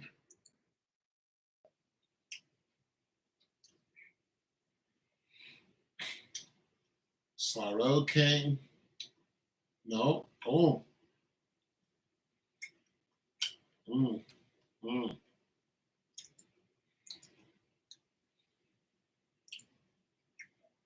Huh.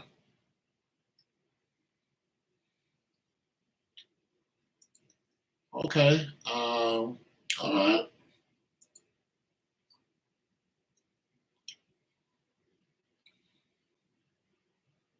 Huh.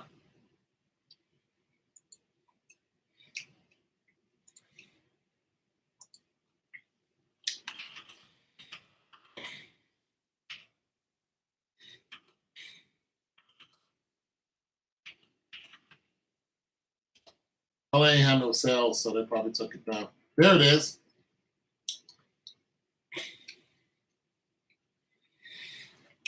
Yeah, you got to go into Amazon. It's on Amazon.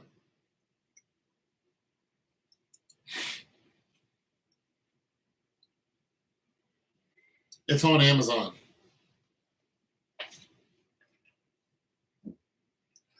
Part of me is just okay.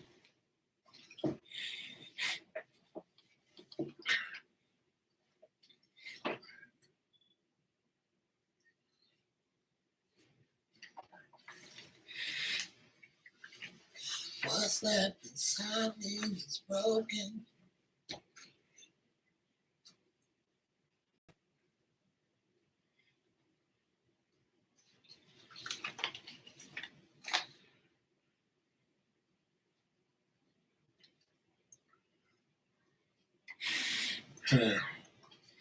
Every breath I take, what's left inside of me's broken. It's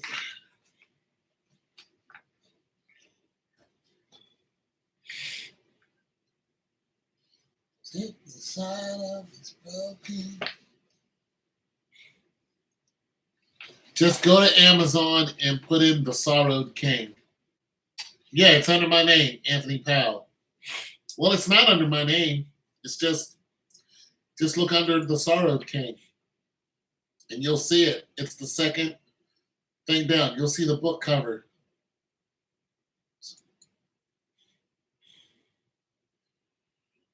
You click on it, and you'll see my my dude. It's a good story too. It's a short story. It's just that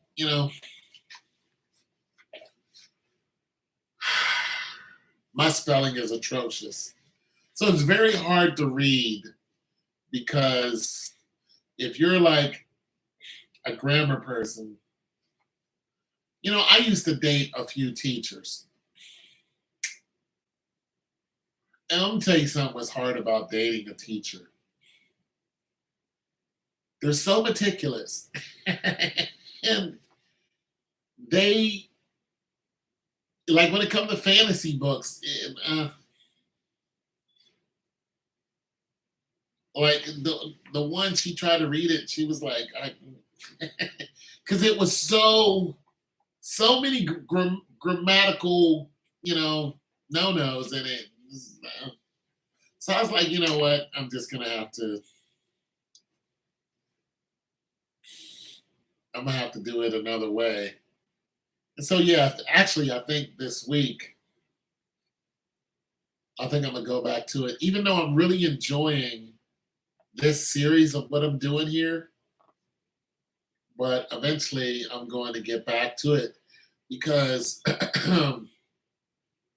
when you put something on Audible, it has to be done a certain way. The level of sound has to be done a certain way. So many dBs and all that other stuff. It can be so long and all this other stuff. So that's one reason what stopped me from doing it because it was just like, I just want to upload it and let that be the reason. But you got to do it right, you know?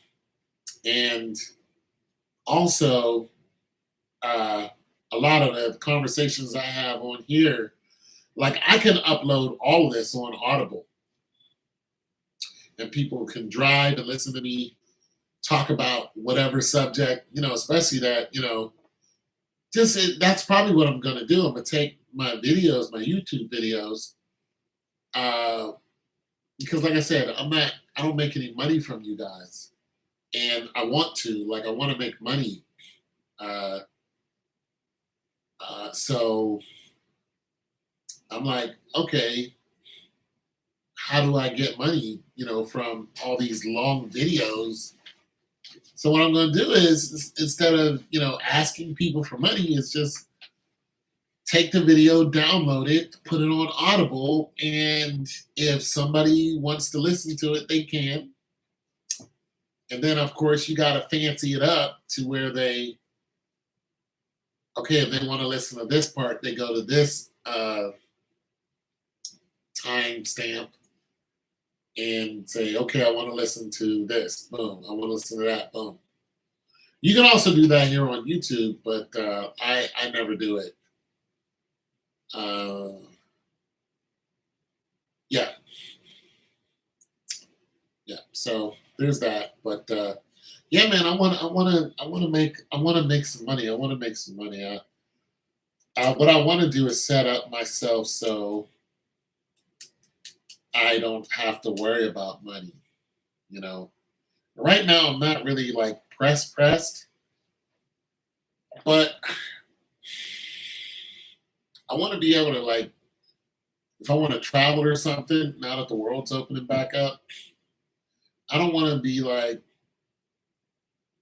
I got to get back. You know what I'm saying? So I could sell a refrigerator to stay above, the water. And plus I might end up moving out of the country. So my brother, he's been asking me, stuff like that. Why don't you come and move and blah blah blah and come and travel with me? He travels all the time because he doesn't have to work. So I admire what he can do, and I don't have to work, but I need to make some money somewhere every now and again. You know what I mean? Not unless I shut down my whole refrigerator operation, which is probably going to happen soon because I'm not making any sales. So what's the point of having them?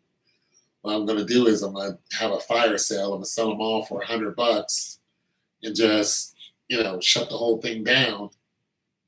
Because for the last couple of months, I've only sold like one. And that just isn't going to work. So it's like, okay, nobody's buying fridges from me anymore. So I'm just going to shut it down because it cost me $200 just for storage. You know what I mean? So that's $200 I don't have to worry about. So I'll get rid of all the fridges. Oh, I'm $200 to the good. You know, and that's what I'm saying. That's what I'm saying. I at least have to sell one fridge for like $500 in order to cover all my bills. So I'm trying to get to where I don't need to sell anything. I can make $500 without actually going to work for somebody. Yeah. You know what I'm saying? So, I mean, I get money, but to make my money keep going up, I need to sell a fridge or two. And when I'm not selling them, I have to compensate for that another way. And being that I just lost a bunch of money in the stock market, which I'm making up slowly, but I still lost it. That took me from where I my safe. Well, I'm still in my safe zone, but I'm not making money. I should be well out of. I should be 5 times my safe zone right now, and I'm not. I'm not making enough to where it's boom, boom, boom. Every month, boom, I'm having that setback. So I'm gonna have to make some changes here. But while I'm thinking about the changes I need to make, I'm having a hard time working for people. People are intimidated by me. So working for somebody's not gonna work. I'm half decent at songwriting. So now that I bust my butt for, getting these fridges and, doing all this other stuff, it's gave me a financial cushion. I'm gonna, start investing in my talents and, and say, okay, no more refrigerators, but something has to put $500 a month in my pocket.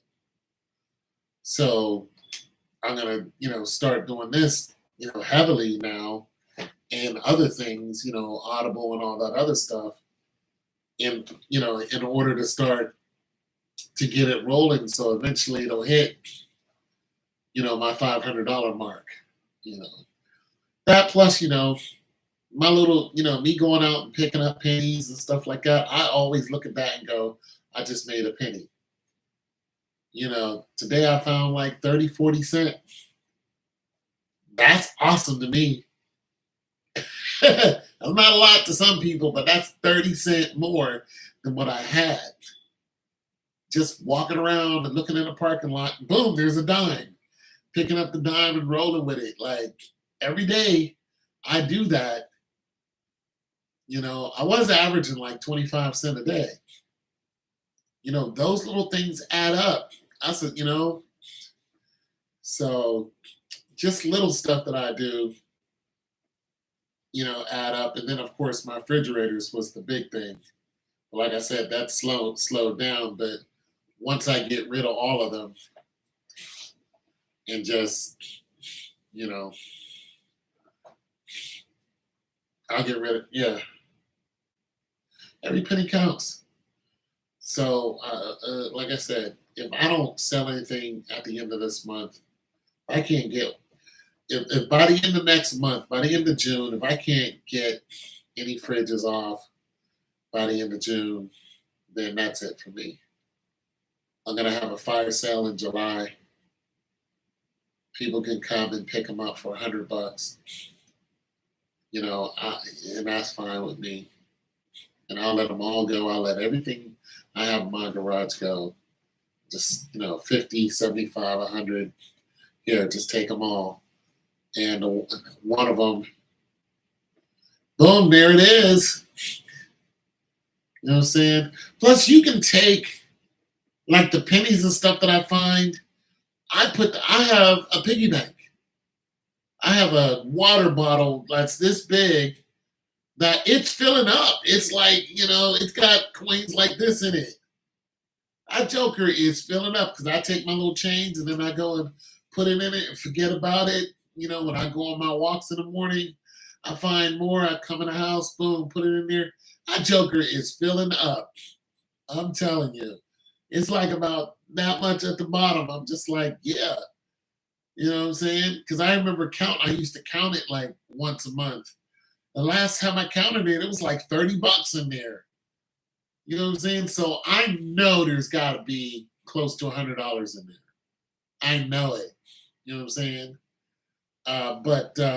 Yeah. So I'm just gonna keep letting it do its thug nizzle and just keep going. And then one day I'll take it to the coin machine and see if I can get me $60, $70 out of there.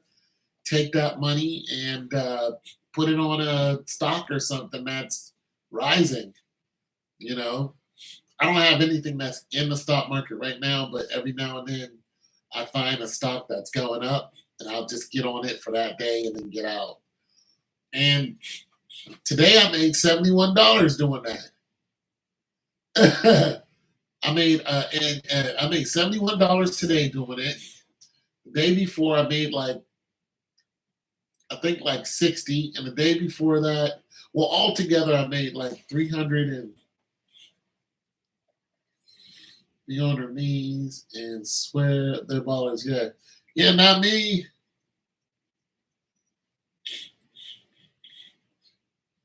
Yeah, just trying to get my stocks back.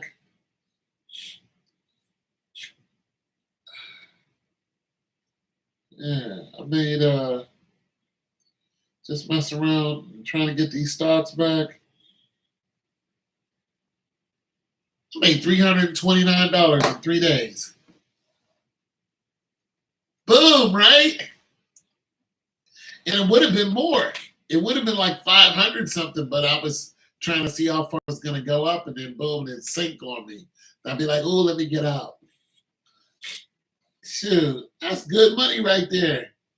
329 the last 3 days on the market. I'll take that, man.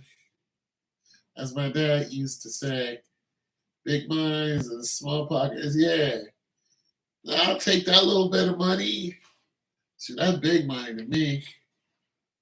I'll take that. I'm like, yeah, let me get some of that money back because I lost a bunch of it. I'm trying to, I'm trying to get it to where, I can just, boom. I'm trying to get like, I think my financial goal is where I would be if I was okay. Like, I would be like about $75,000. I would feel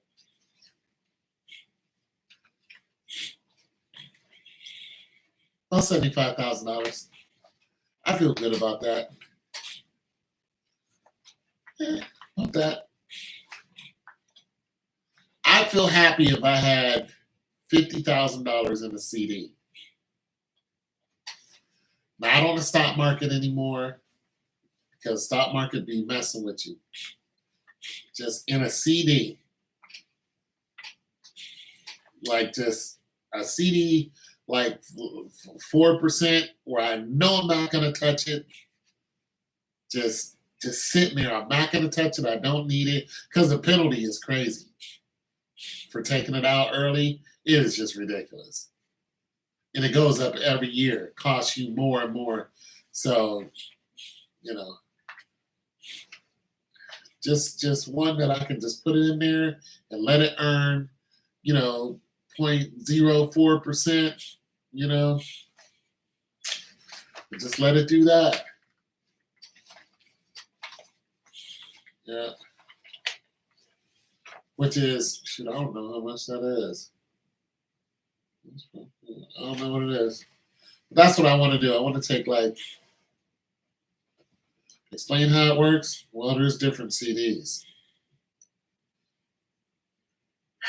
So if you have a CD, well, let me see. Let me see something here. I'll explain this. 50,000.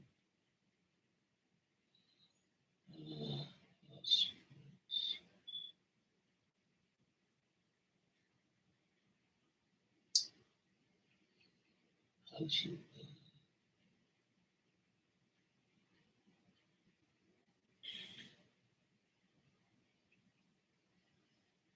50,000.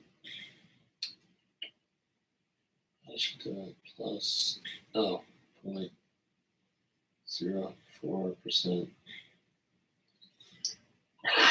That's only $20 a year. That's crazy. Explain one. Just need to get an idea. All right. That's only $20. That's crazy. But hey, it's $20 more. Okay, so a CD works like this. It's a certificate of deposit. Basically, there are different CDs that work different, but people usually will have a CD for like what I'm saying. So let's say you came into a large sum of money, or even a small sum. Let's say you had $1,000 that you didn't need, and you didn't put it in the bank because the bank doesn't give you much on savings You're not really earning with the bank. So you're like, okay, I don't want the bank teething off my piece. And I don't want to put it on the stock market because, the chance of losing it is great. Well, not great, but So I just wanted to sit somewhere, but I wanted to make a little bit of money. And I mean a little bit.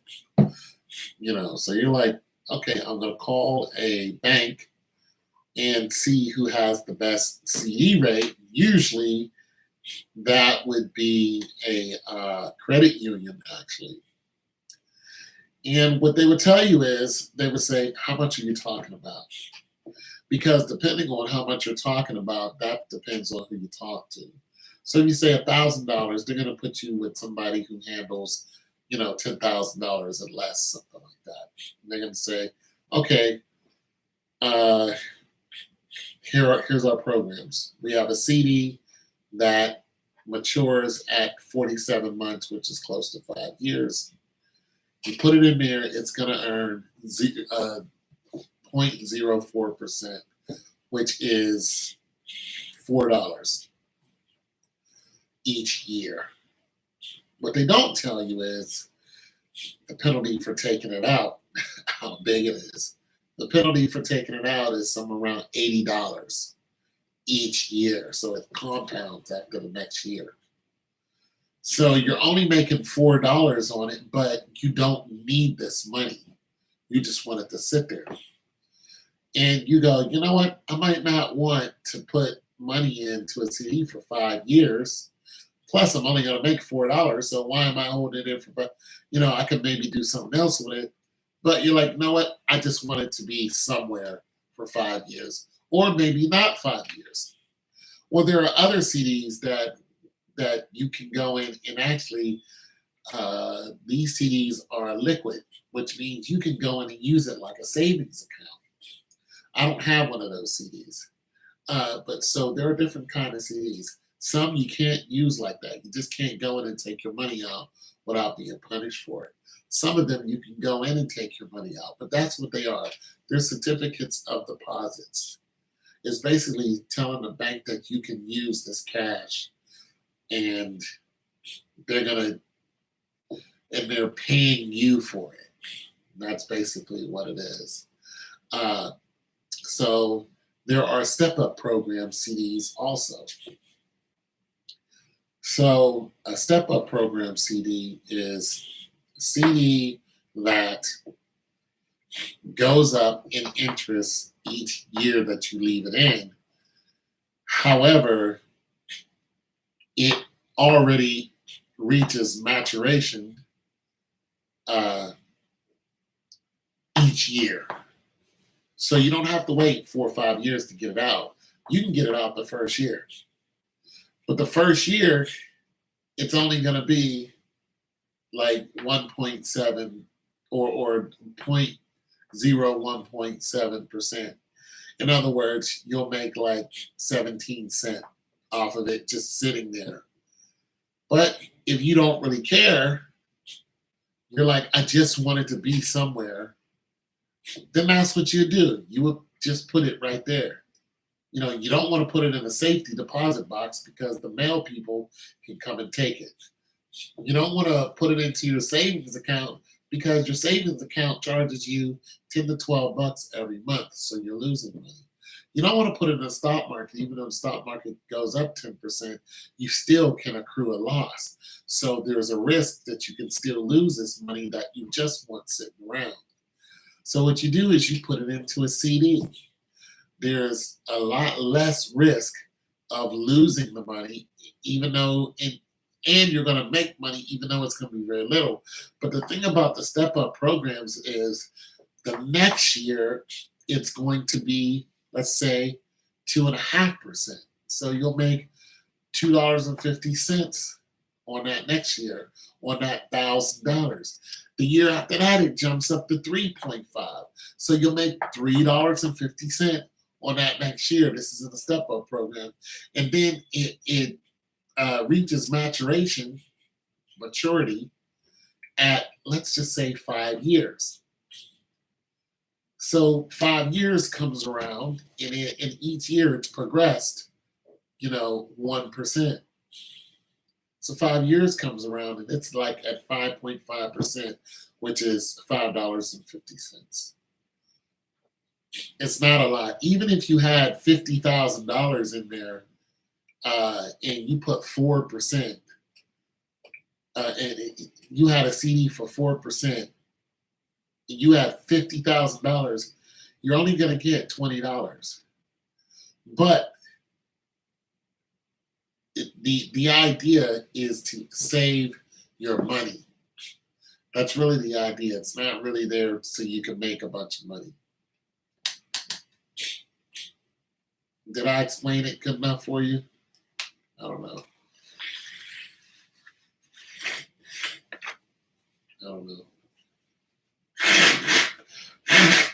It says 0, so I don't think you're here. I don't know if you're here or not.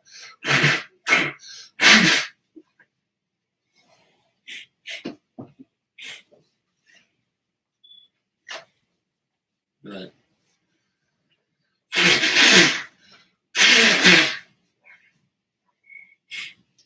Oh, goodness. Oh,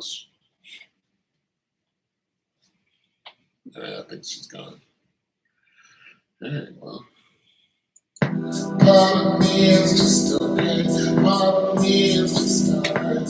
There's another part of me that never seems to get it right. Part of me from my mistake.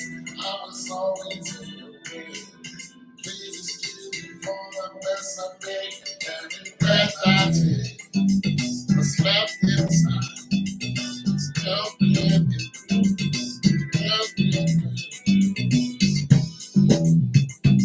what's left inside? It's broken, broke down, broke down.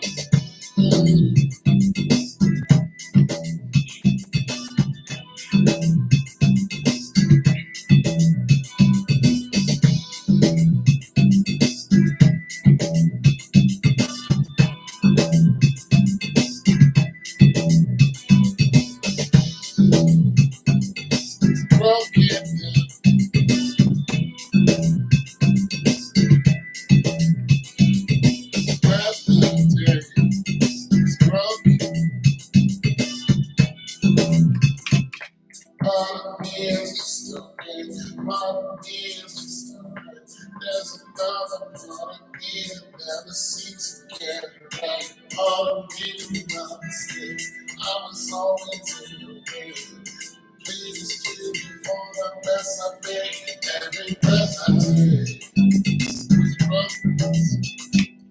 breath I take, what's left inside is broken.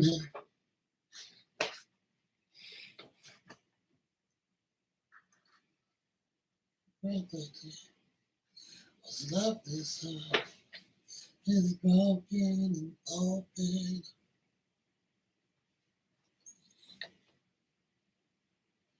That's okay, then.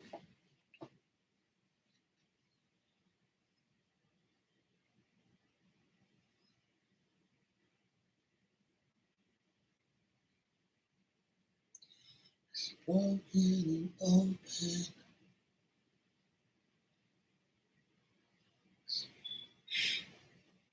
Did you still need me to explain CDs, or did you get it? It's broken and open.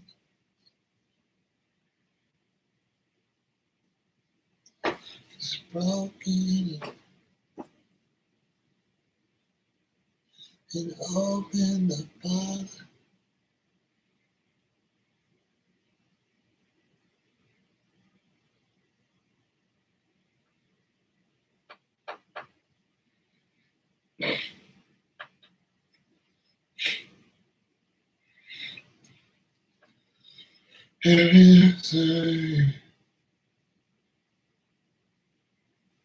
Broken, broken. Part of me is just okay. Part of me is just alright. There's another part of me that never seems to get it right. Part of me from my mistake. I was always in your way. Please excuse me for the mess I make. Every breath I take. Did you get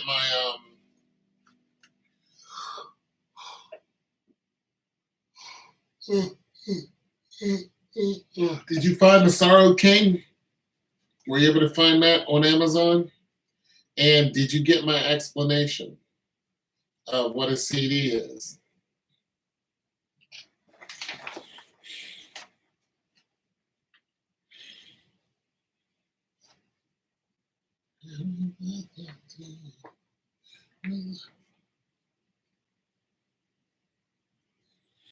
It's broken, it's open up to.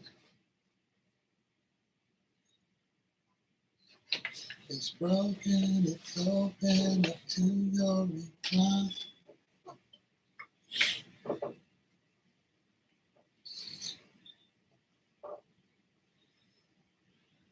Part of me is just a man, part of me is just a man. There's another part of me that never seems to get it right. Part of me made my mistakes. I was always in your way. Please excuse me for the mess I made. Every breath I take, what's left inside is broken. I'm breathing again. Breathing again. Oh, I want to make that part good. And what's left inside is broken, broken and breathing.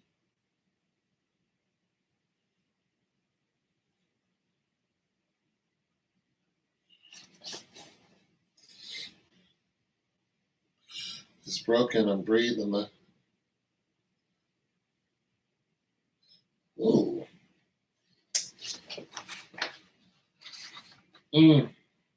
It's broken and breathing.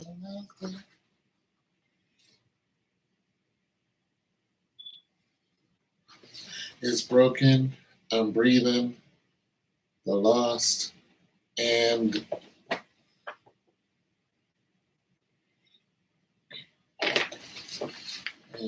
goodbyes. It's broken and breathing. Alaska. Yes, I found it. Okay. Let me see how this sounds.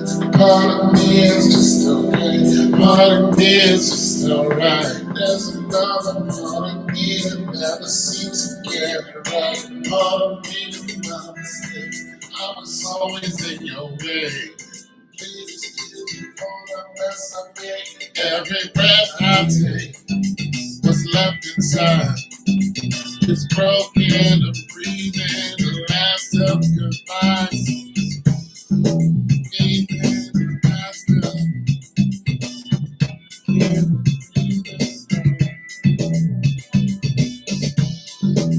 Oh, it's broken.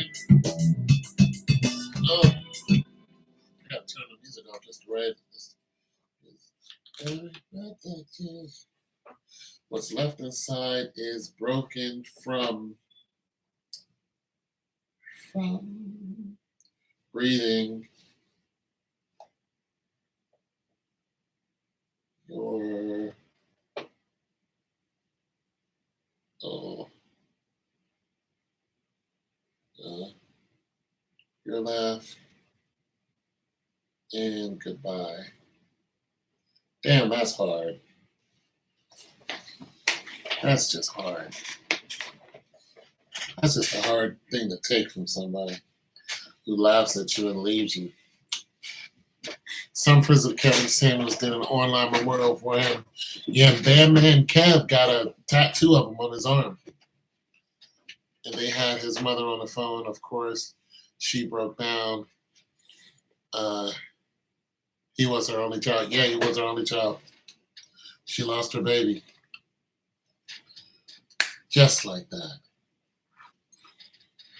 Just like that.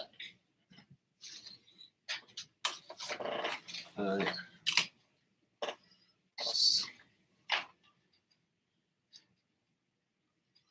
Pardon me. I was in your way.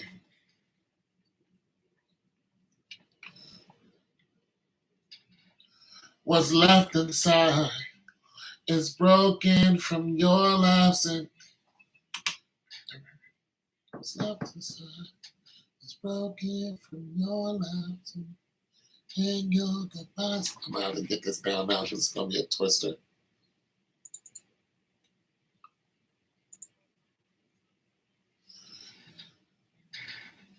What's left inside is broken from your lives and your goodbyes. Dang. Get that down real quick. Part of me is just still great. Part of me is just still great. There's another part of me that never seems to get it right. Part of me is not mistake. I was always in your way. Please excuse me for the mess I made and the I did. What's left inside is broken from your lives and your goodbyes.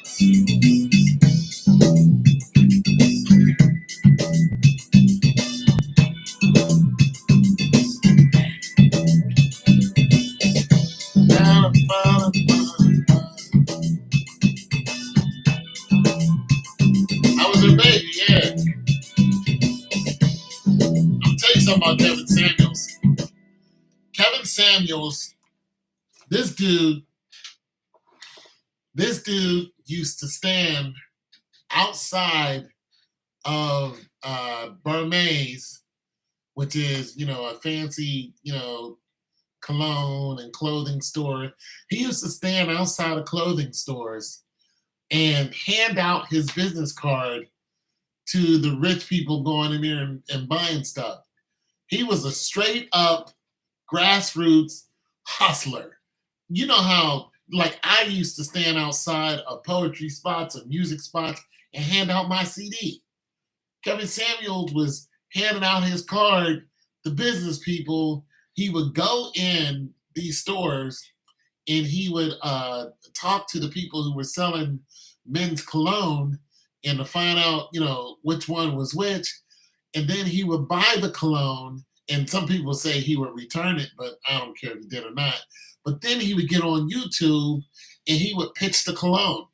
So he was pitching the cologne for these companies and stuff like that.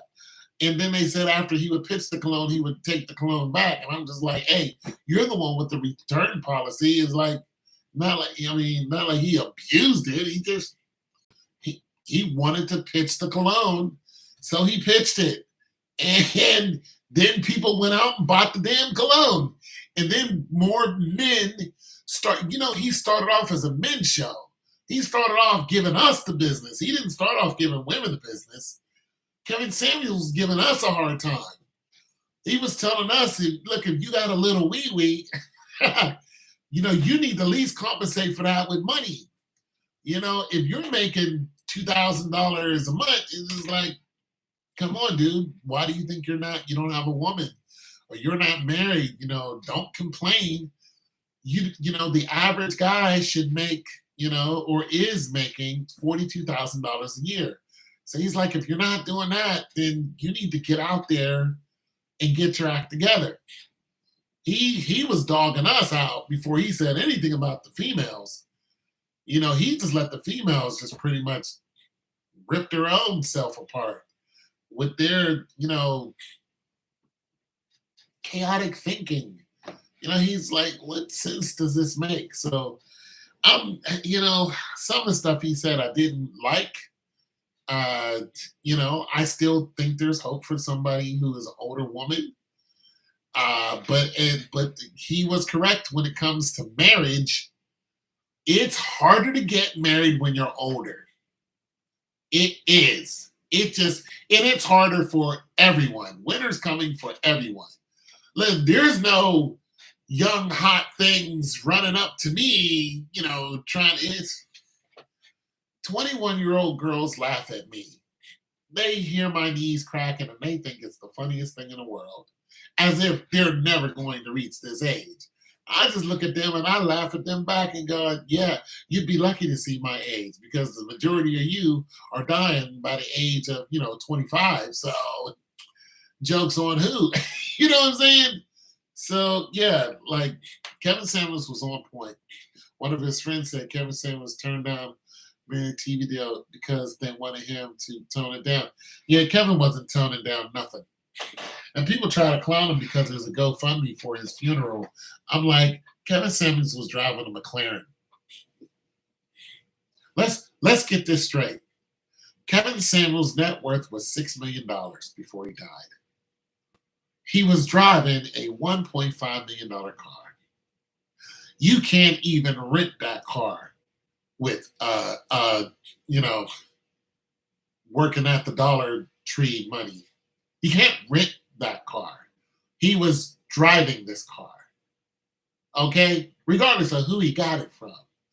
If you want to think his life was a whole fallacy, then show us the lie. Show us the lie. He didn't hide where he lived. He didn't do none of that. Show us the lie. Go ahead. You're trying to say he was running around broke. I don't think that was the case because I was looking at his YouTube numbers. When I say numbers, I don't mean his views. I mean what these people were paying him through the little cash thing. They were sending him $400, $500, $600. This man was on YouTube every day and Instagram, and you would see $300, $400, $500, $600. He said, when he walked into one of those stores, he was like, "Yeah, I'm on YouTube, yada yada yada." And they was like, "Are you making money on it?" He said, "I make about $900 a day."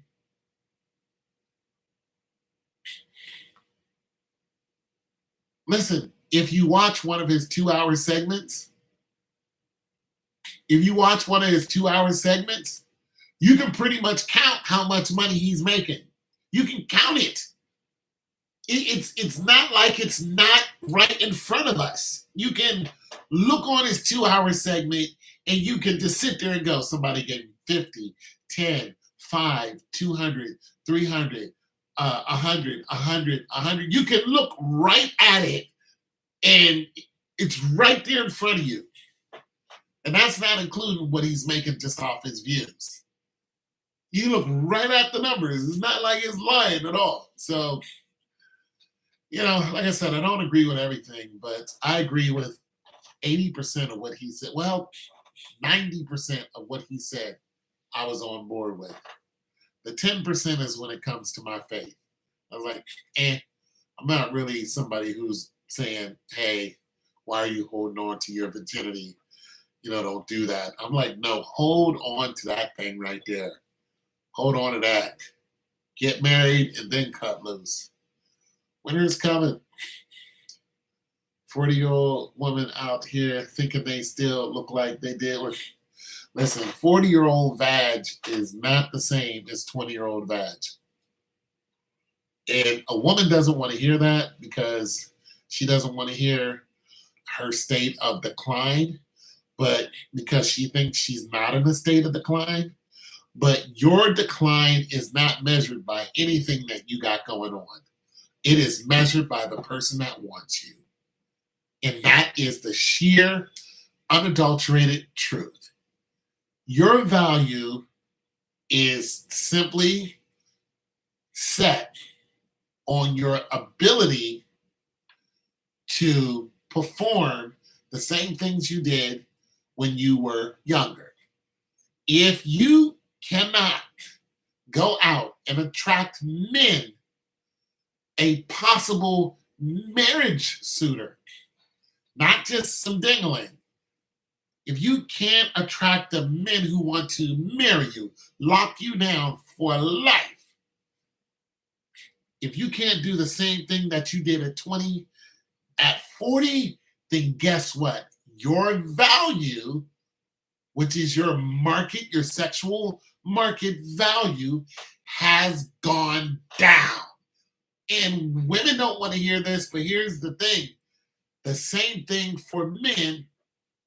If we decline in finances, our sexual market has gone down. If we get overweight, same thing. It's gone down. That's just the way it is. I'm more attractive when I make more money. If I'm walking around in a suit and a tie and I'm making $150,000 a year, do you think my phone would ever stop ringing? No. If I lived in a $350,000 house and drove, a BMW and a brand new, you know, Chevy Super Cab, brand spanking new, you think I'm gonna be rolling up and down that street and somebody ain't gonna be trying to knock on my door? They would be like, knock, knock, knock. How you doing, sir, Mr. Sir? Because they know there's not a woman here. And they would be trying to get in that door. And my little idiosyncrasies like me snoring or my feet ain't the best looking, you think they're gonna care about that? They're gonna look right past it. They're gonna be like, we'll get you to a pedicure and get you CPAP. What else you got? We don't care. Okay, lock me down. Hey, boom. Here's my left hand, buddy. Let's go walk me down the aisle. That's just the way it is. But when you're making $24,000 a year, you're overweight, you don't cut your hair. I'm talking about myself, and I don't even make that. I don't know how much money I make. Nobody's gonna be, you know, banging down my door to try to deal with my snoring. It's not going to happen. We all have a sexual market value. Some we can control and some we can't. Women, you can't control age. The wall comes for everyone. It's just that the wall for us is it usually happens. Shoot, I mean, you got men in their 70s that look great. You can't tell me Denzel Washington can't pull a 21-year-old. You can't tell me Denzel can't run up into one of these colleges and the girls wouldn't be on him. His sexual market value is sky high. You just can't tell me he can't do it. He's a great looking 60-something-year-old. It's just different for us. It's just different.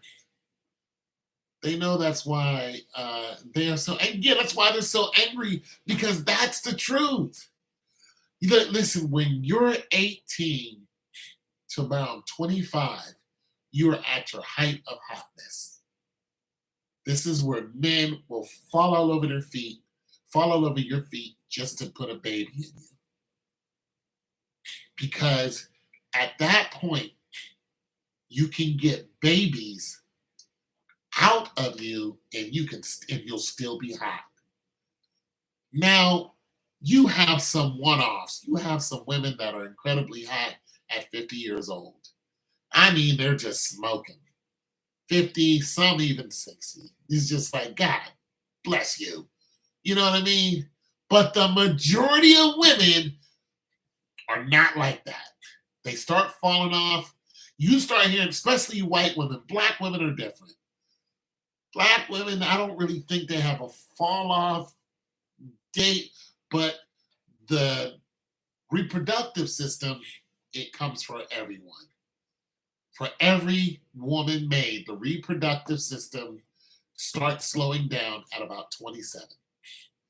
35, you're entering a danger zone because you can have more problems having a child. This is not something Kevin Samuels made up. This is OBGYN. This is just the truth. Of course, you can have a child at 35. Hell, some people have had them at 50. But you run into more trouble during those upper years, and your baby starts to look different. When you're 21 to 25, the complications are not as bad. Childbirth itself is just hell on wheels, but it's easier when you're younger. When you get older, it's harder in finding a mate, somebody to marry you, is harder as a woman when you get older.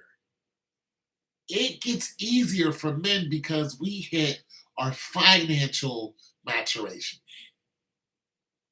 Men at 40, 50 years old, we're pretty much set. We pretty much know where we're at. If we've been on our grind, we know about our money. We know what we like and what we don't like. We're usually in at 10 o'clock, we're in bed, early. We like to be at home. We don't mind being by ourselves. If the wife is wants to run around and do whatever, hell, we're in the basement in the dark looking at the ball game, and she's upstairs with all the lights on, running around with a chicken with a head cut off, talking to Melissa and Mary and whoever the freak. We don't we don't care. She's there. We're here. We're good. We're good. We're okay. You know what I'm saying? We know where our money is. We know where our woman is. We know where our children are. It. That's it. Vivica, you see Vivica Fox got Botox, walking around looking like Vivica Fox has been a mess ever since 50 Cent. They mad because the phone has stopped ringing. Listen, there are TikToks of women crying because men are ghosting them. I'm like, welcome to our world. Women have been ghosting me in my prime. I've been getting ghosted all my life. Men are used to rejection. I'm used to a woman telling me no. When I had a six pack and locks to my shoulders, I had women telling me no to my face. I was just like, there's nothing I could do. I was running the mile in under 5 minutes. No. When I had I had an 8-pack, boom. I would take off and chase the bus. I was getting no. I'm 6'2". I'm above height of the average man. Okay, 6'2", size 13 shoe. I'm not a small person. I'm benching, I bench more now than I was benching back then, but I weigh more now. I'm telling you, I'm 100% athlete. I could chase a car from one light to the other, and when it hits the light, I was right there. Fast. You think they was telling me yes all the time? Hell no. When she was 43. So did that judge, that one judge, that dark-skinned judge that does You're Not the Father. She had a child at 40. It's possible, yeah. But it's more dangerous. That's the whole point.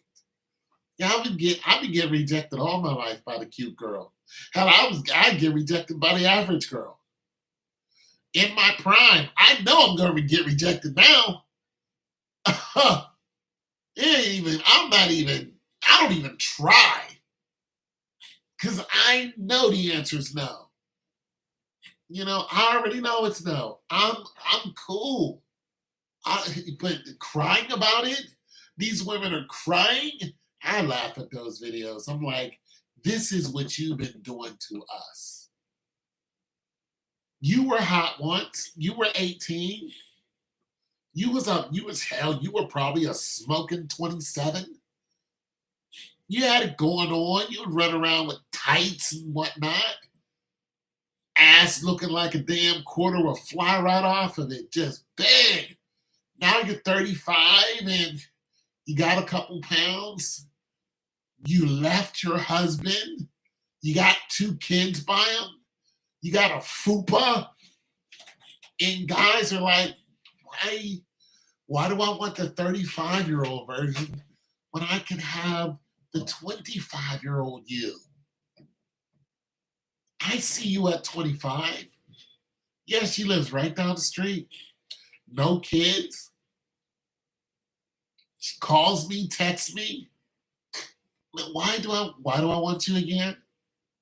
Because you know what you're doing in bed. Yeah, I know what you're doing in bed too. You're laying there trying to put your 2 kids to sleep. Oh, that's what you're doing. You're trying to put your children to sleep. That's what you're doing. That's what you're doing in bed. You don't have the energy to get all dolled up for me. That will last maybe a week.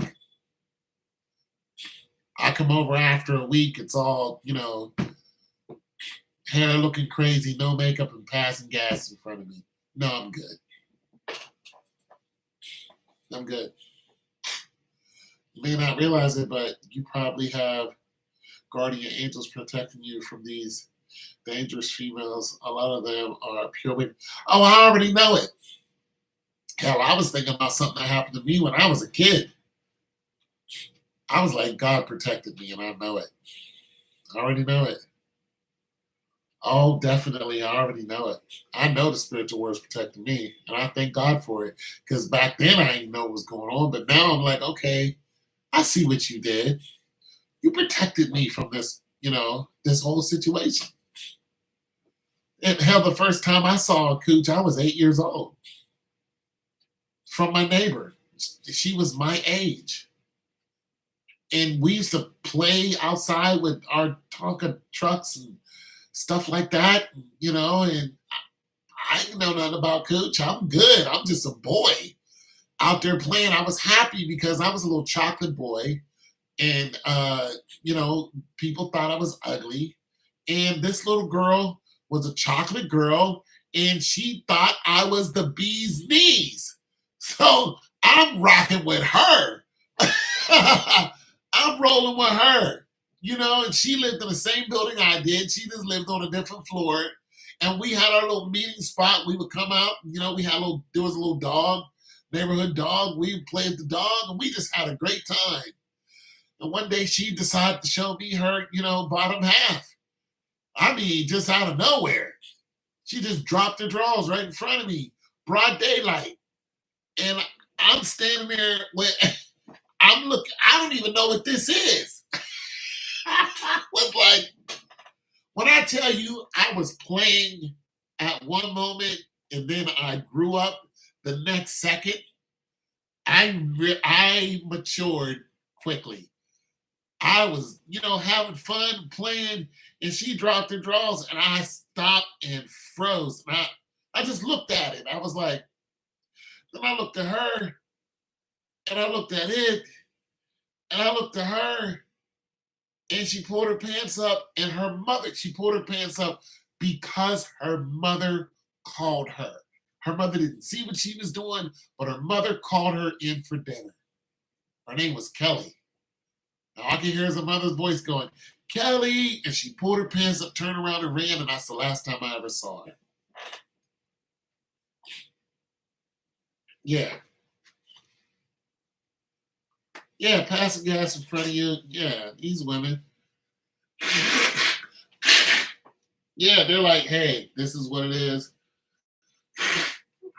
This is my house. You want to come over here? It's going to, I'm going to smell up the house. And you're like, you know what? You know what, Stinky? I have a place to go. So I'm going to go there. Because I don't need to smell your innards. Yeah, I got somewhere to go. I'm going to go and, talk to Lisa because, she's 25. She's got a pair of, 38 double Ds that won't stop. You know what I'm saying? She's been begging for me to come over there and, treat her like a downtown prostitute. Shouldn't have all these roles you got. You got a 90-day Steve Harvey role. No, you need to wait 90 days for this coach. Aren't those your kids right there? Yes, but they were by my husband. How long you been divorced? 3 years. So you ain't had sex in 3 years? Yes, but I decided to be re-virginized. I'm out the door.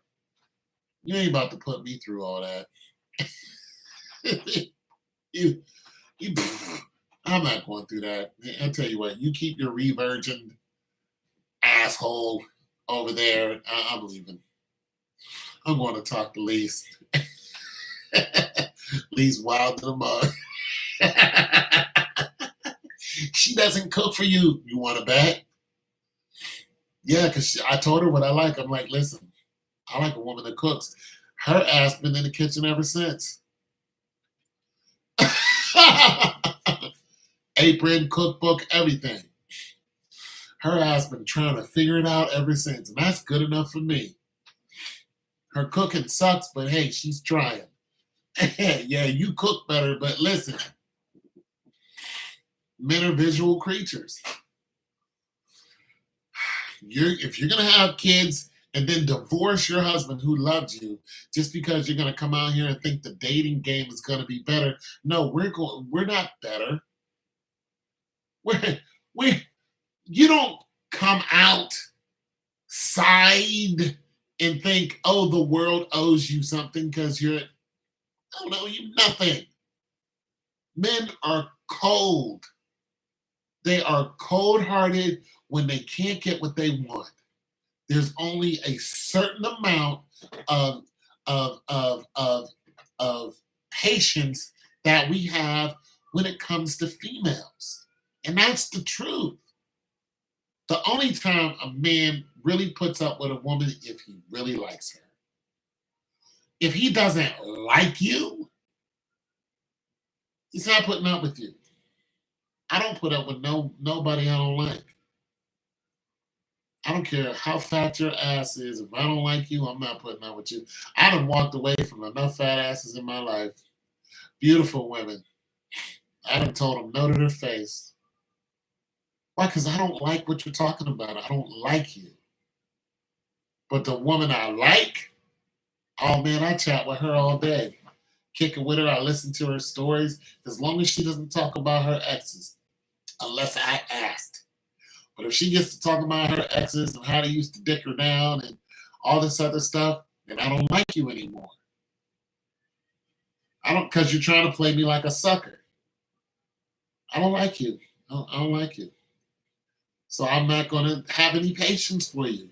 You can't call me and ask me to look at your car. The answer is go ask your ex-boyfriend with the big dick to do it. Go ask Mr. Big D. That's it. Don't ever talk about your ex to me unless I ask about him. But you bring him up and oh, he had a huge penis and all this, and he was a great lover. You just told me to leave you alone. That one sentence right there stopped everything. Even if I still have a conversation with you, I just developed an exit plan. And as soon as I drop you off, we're finished. I don't care if you call me up and ask me whatever. I'm gonna be nice to you as far as tolerate you and get you off the phone, but I'm not interested in you. I'm not, because that's disrespectful as hell. You have no respect, and you're gonna keep doing the same thing, and you played me like a whole sucker. So yeah, you go be with the guys who are hardcore. You can't be with me because I'm not hardcore. I'm not gonna tell you shut up, B. That's not me. I'm not that dude. But I want to be respected. Kevin Samuels did his thing, and I enjoyed Kevin Samuels. And I'm still sad that this man is dead. I can't wrap my head around. I can't wrap my head around it. I can't. I can't get around it.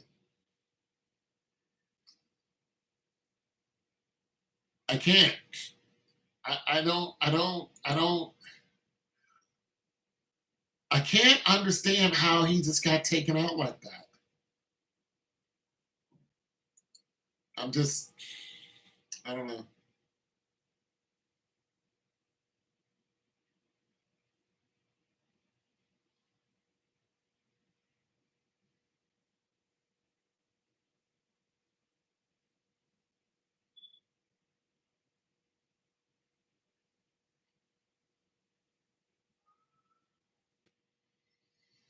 Yeah. So I don't know. These females who think they got something on Kevin Samuels are funny too.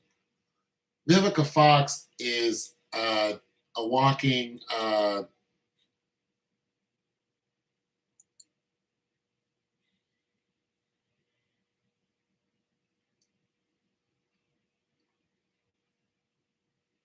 yeah. I'm gonna tell you something. There's only one time I thought Vivica Fox was hot. There's only one time I looked at Vivica A. Fox and was just like, yeah, you smoking. That was, I think, right when she hit. I'm gonna tell you when it was. It was when I saw her in Kill Bill. And she was a mom. But she was a kick-ass mom. She died in the movie, but she was a kick-ass mom. That's the one time I was attracted to her. And it was because, one, she was a mother. Two, she could fight. I was like, even though this is Hollywood, they showed you those moves. You know what I'm saying? Like, I don't care if it's a stunt double. You was in there somewhere. And that was sexy to me.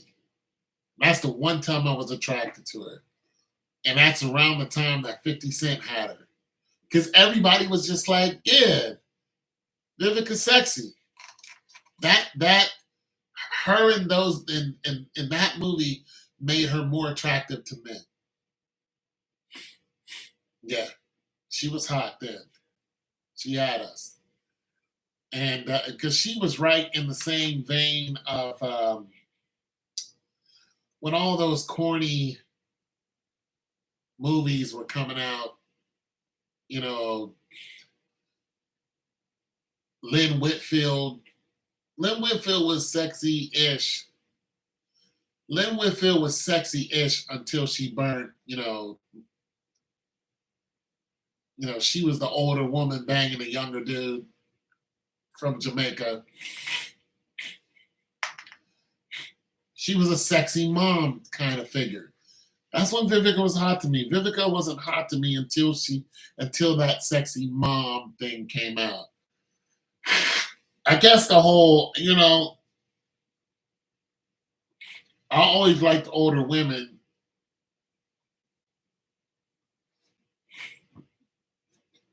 That whole mom thing is just it's a big deal for us.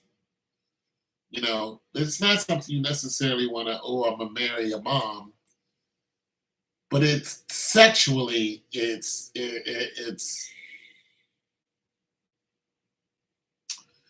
like you want to knock off the teacher in high school, that type of thing, or your professor is hot. She's just a hot tamale. She's older. She's in 30. You're 18, 19. Waking up with a Woody every damn day. You don't know what to do with it. And here she comes giving you wet dreams and whatnot. And you got her in the back of, somewhere just doing crazy stuff to her, and she's letting you. And the reason why men are like this is because it happens to us. Like, we don't make these fantasies up. Older women do this to younger men. I mean, when I was 17, an older woman was, she knew I liked her. I let it be known. I like you. And on the last day we saw each other, she took me to her house. We didn't have sex, but, she let me touch her. Because she knew I was enamored by her. And she let me rub all over her. And I was a happy camper because this 30-ish woman, who used to be one of my guardians, was giving me what I wanted for years. I just wanted to touch the woman, and she let me touch her. And I'm 17 years old. I was happy. She didn't let me have sex with her, though. She didn't take her clothes off and nothing like that. But she let me grab that ass, as much as I wanted to. So, hey, that's what I'm saying. There are older women out there who are predators. And they love young men. They love boys. They love boys. They really do. They really love boys. There's just something about little adolescent boys running around don't know what to do with themselves. These horny ass 30-year-olds are just awestruck by them, and they will let that little boy do anything he wants. This is why these teachers are in trouble. That actually happens to us. So when we get older and there's an older woman somewhere like Miss Parker. Hi, Miss Parker. When you gonna let me smash Miss Parker? There is a Miss Parker pretty much in every boy's life.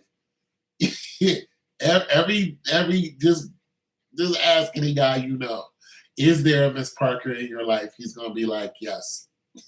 He's gonna be like, oh yeah. He's gonna remember her name. He's going like I remember my Miss Parker's name. Her name was Brenda. Yeah, she had a twin named Melinda. Yeah, I remember her. I'll never forget her. Every time I saw her, I used to be, man. And she knew it. But, so yeah, Kevin was on point. And although I slowed down watching his stuff, still when I watched it, I was just like, I would love to hear the women. I'd love to hear their backpedaling whenever he would hit them with the facts. They would say stuff like, I was married. And he would go, so who filed for divorce? And she would go, I did. And he would go, why? And she would go, because I wasn't happy. And he would say, why? And then some of this stuff that these women would say would just blow your mind. You left him because you were bored? You left him because he only made $50,000 a year? You have children with him, but you left him because he wasn't a hustler like you? He didn't get up, and stay up till the wee hours of no, he went to work every day. He came home to you, loved your children. And he loved you, he loved your children.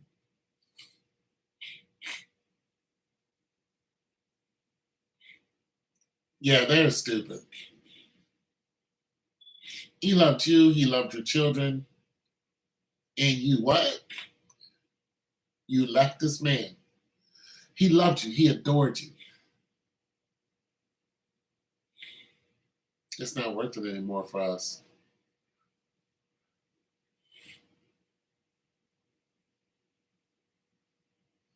Yeah, they're hoes. They're straight up whores. That's what they are. They are. They have. They.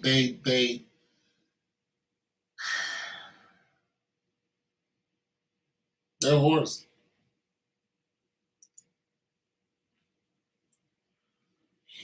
Yeah. And you know what? They should just tell their husbands what they are. Listen, honey. Jeff, sit down, Jeff. Sit down. I gotta tell you something. I just gotta tell you. It's gonna hurt, but I gotta tell you something. all my life, Jeff. All my life, I've been a good girl. Been a good girl. And I met you. I was a good girl. I was a good girl in college. I was a good girl in college. I had some terrible friends, but I was good, Jeff. Jeff, I was good. Me, I was good. Graduated, went to grad school, was still good. Was good. Met you right after grad school. We hit it off. First job I had, boom, wonderful. I've been with you for 5 years.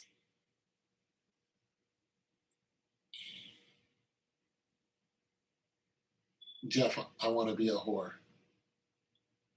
I want to be a back alley slut getting spit on and slapped. I want a man and his friends to bend me over a garbage can, pull my hair, and, you know, F me in the A and leave me there. This is what I want. And so I'm going to go out and do that. I'm going to go out and let some random men, uh, you know, hopefully 5 of them at a time, you know, have their way with me. And when they're done with me, I'm going to tell them I will be at the same place tomorrow and they can bring, 5 more guys. And listen, I'll be whatever they want me to be. They don't have to worry. I'm not going to go to the police, no nothing. Just open ass and cooch for them. Please take it. So before I do that, I don't want to bring any of that home to you and the kids. I'm going to go ahead and divorce you. That's what I'm going to do. So here, sign these papers. Here you go. And I'm going to move out. You can have a house. You can have a house. We can have shared custody. I'm not going to fight you over that. You don't have to pay me palimony, alimony, any of that. None of that. Just here. Just sign these papers right here. I already have an Uber coming to pick me up, and my mother's going to come and pick up the rest of my stuff tomorrow. I will be on Main Street and Town Street, right at that intersection, with a G string on and pretty much nothing else. So if you want to talk to me for a few minutes, that's what I'll be. All right? Are we good here? Oh, okay. Okay. Bye. Love you. Kisses. You think I'm lying? I know a woman like that. I know a woman like that. And I used to like her. I asked her to be with me and she said no, and I cried. I found out years later, after she had a child with one of the worst. She had a child with a guy who's in jail, probably still right now. I contacted her years after I met her on Facebook. She told me she went to one of the worst places in town, went to a club, and these guys jumped her in the back of an alley. She went right back to that club the next night.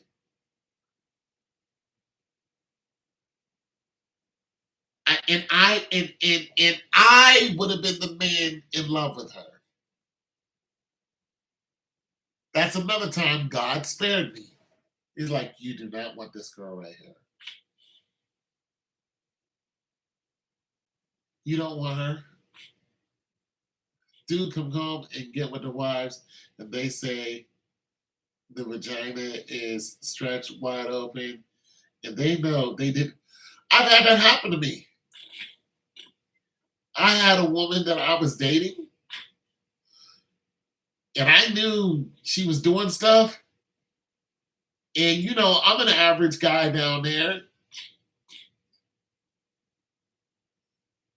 Oh yeah. And so, we was doing a horizontal bop, and I said, my thing doesn't even fit you anymore. Whoever she was doing it with was wider than me. And I told her, I said, I can't do this anymore with you. I'm fine. And that was the last time I ever did anything with her. I was like, I gotta go. She's like, please don't go. She tried to stop me from leaving. I said, I can't do this. I'm not doing this with you no more. You want to sleep with all these guys? You're more than welcome to do it. Why did she turn around about a year later and get married to a guy who looked like me? Looked just like me. Dreads, everything. Oh yeah, I could feel the space. But what she didn't know is that what she didn't know is that when you tell a man who loves you the truth, he'll grow. He'll grow. Yeah, you tell a man that loves you the truth, he'll fill you up best he can. Because we were in the throes of passion, and I was like, "Who was it?" And because I asked her about a certain guy, I was like, "Did you have sex with this guy?" And she was like, "Yeah." And I started growing, and she was like, "Your thing is growing, like inside of her." And I was like, "That's because you told me the truth." And the whole time I've known her, she never got the best of me because she was a lying hoe. And I showed her the last time we had sex. I showed her. I was you've never been getting the best of me because you've been lying to me the whole time. And she did not want me to leave. She was like, "Oh damn." I was like, "Yeah, but you've been lying to me." I was like, "You're a liar, so you're not going to get my best." And she saw it. She was just like, "Oh, she felt me growing inside her." True story. And she's like, "Why is it like that?" I was like, "Because you told me the truth." And when that was over with, I never had sex with her again. That was it. Yeah, there was just more space there. She was loose until I filled her up. Then I explained to her why. Like those guys, I can fill you up too. But I loved you. But these guys were just, yeah, yeah, I could have done that. Turn around and marry the guy that looked just like me. I was like, cool. You can have those. Hey, knock yourself out. And I don't even think they're together. I think he left. Now she got cancer and no children.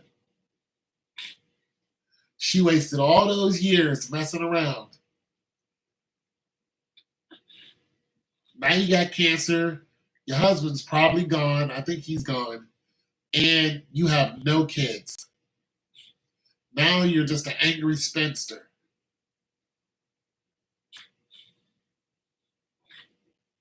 And you could have, if you would have acted right, me and you would have had a family. But that ain't what you wanted to do. You wanted to be a whore. So I turned you loose and let you be what you are. And I rolled on out. I'm not going to compete with all these men sticking their thing into you. I'm not doing that. I'm not fighting you. You want to be a hoe? I mean, I would come home and there'd be cum all over the sheets. I went out looking for a job. I came back and there was cum all over the sheets. She left it there for me to see it.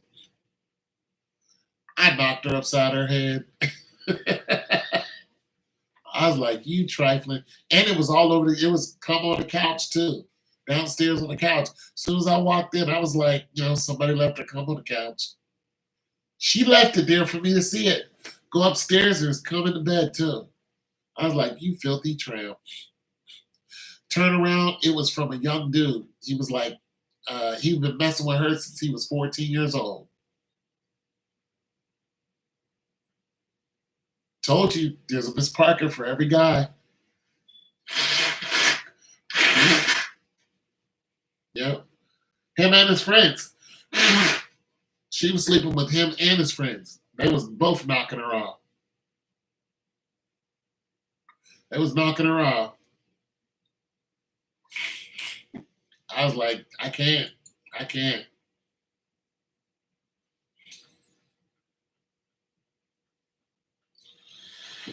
Yeah.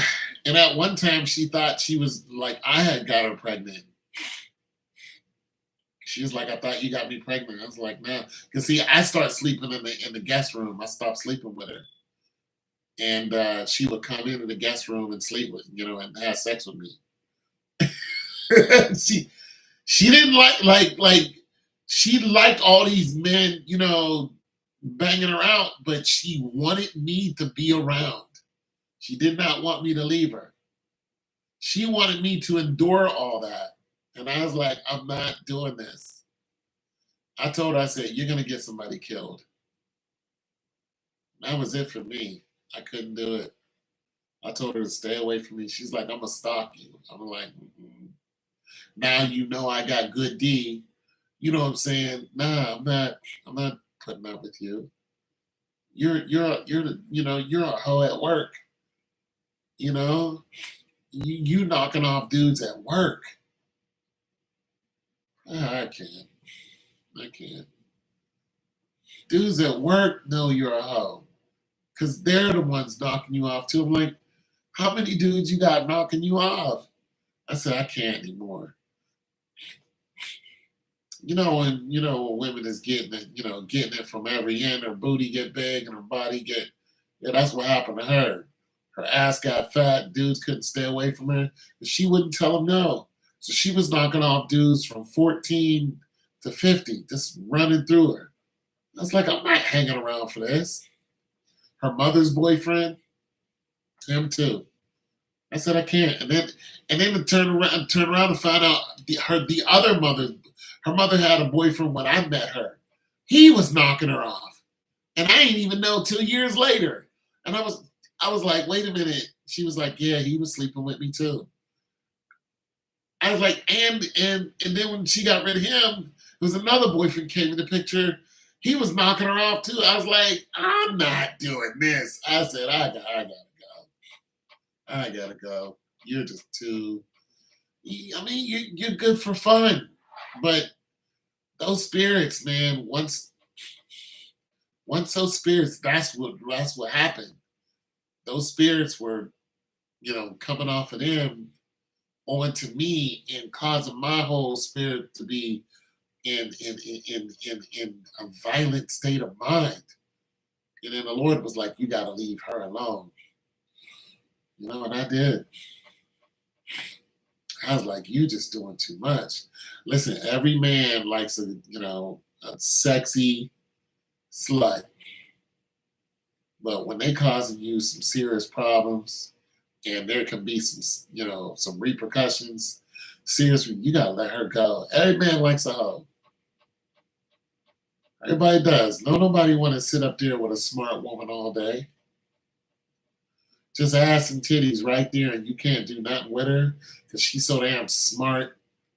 She just a smarty. Like, oh, shut. We don't want to listen to you talk all day.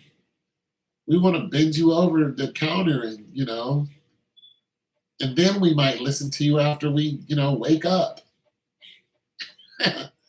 Just a smarty sitting around talking about the Pythagorean theory, trying to show all your smarts. No, we don't care.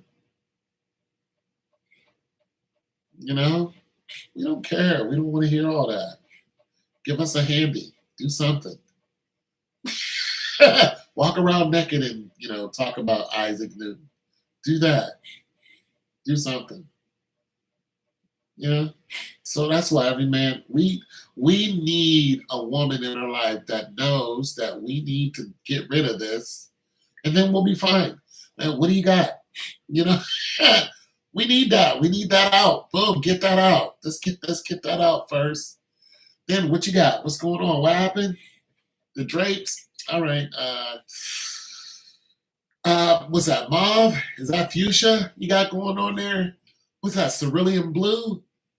That's Hunter Green right there. That's Hunter Green. Yeah. We're with you then.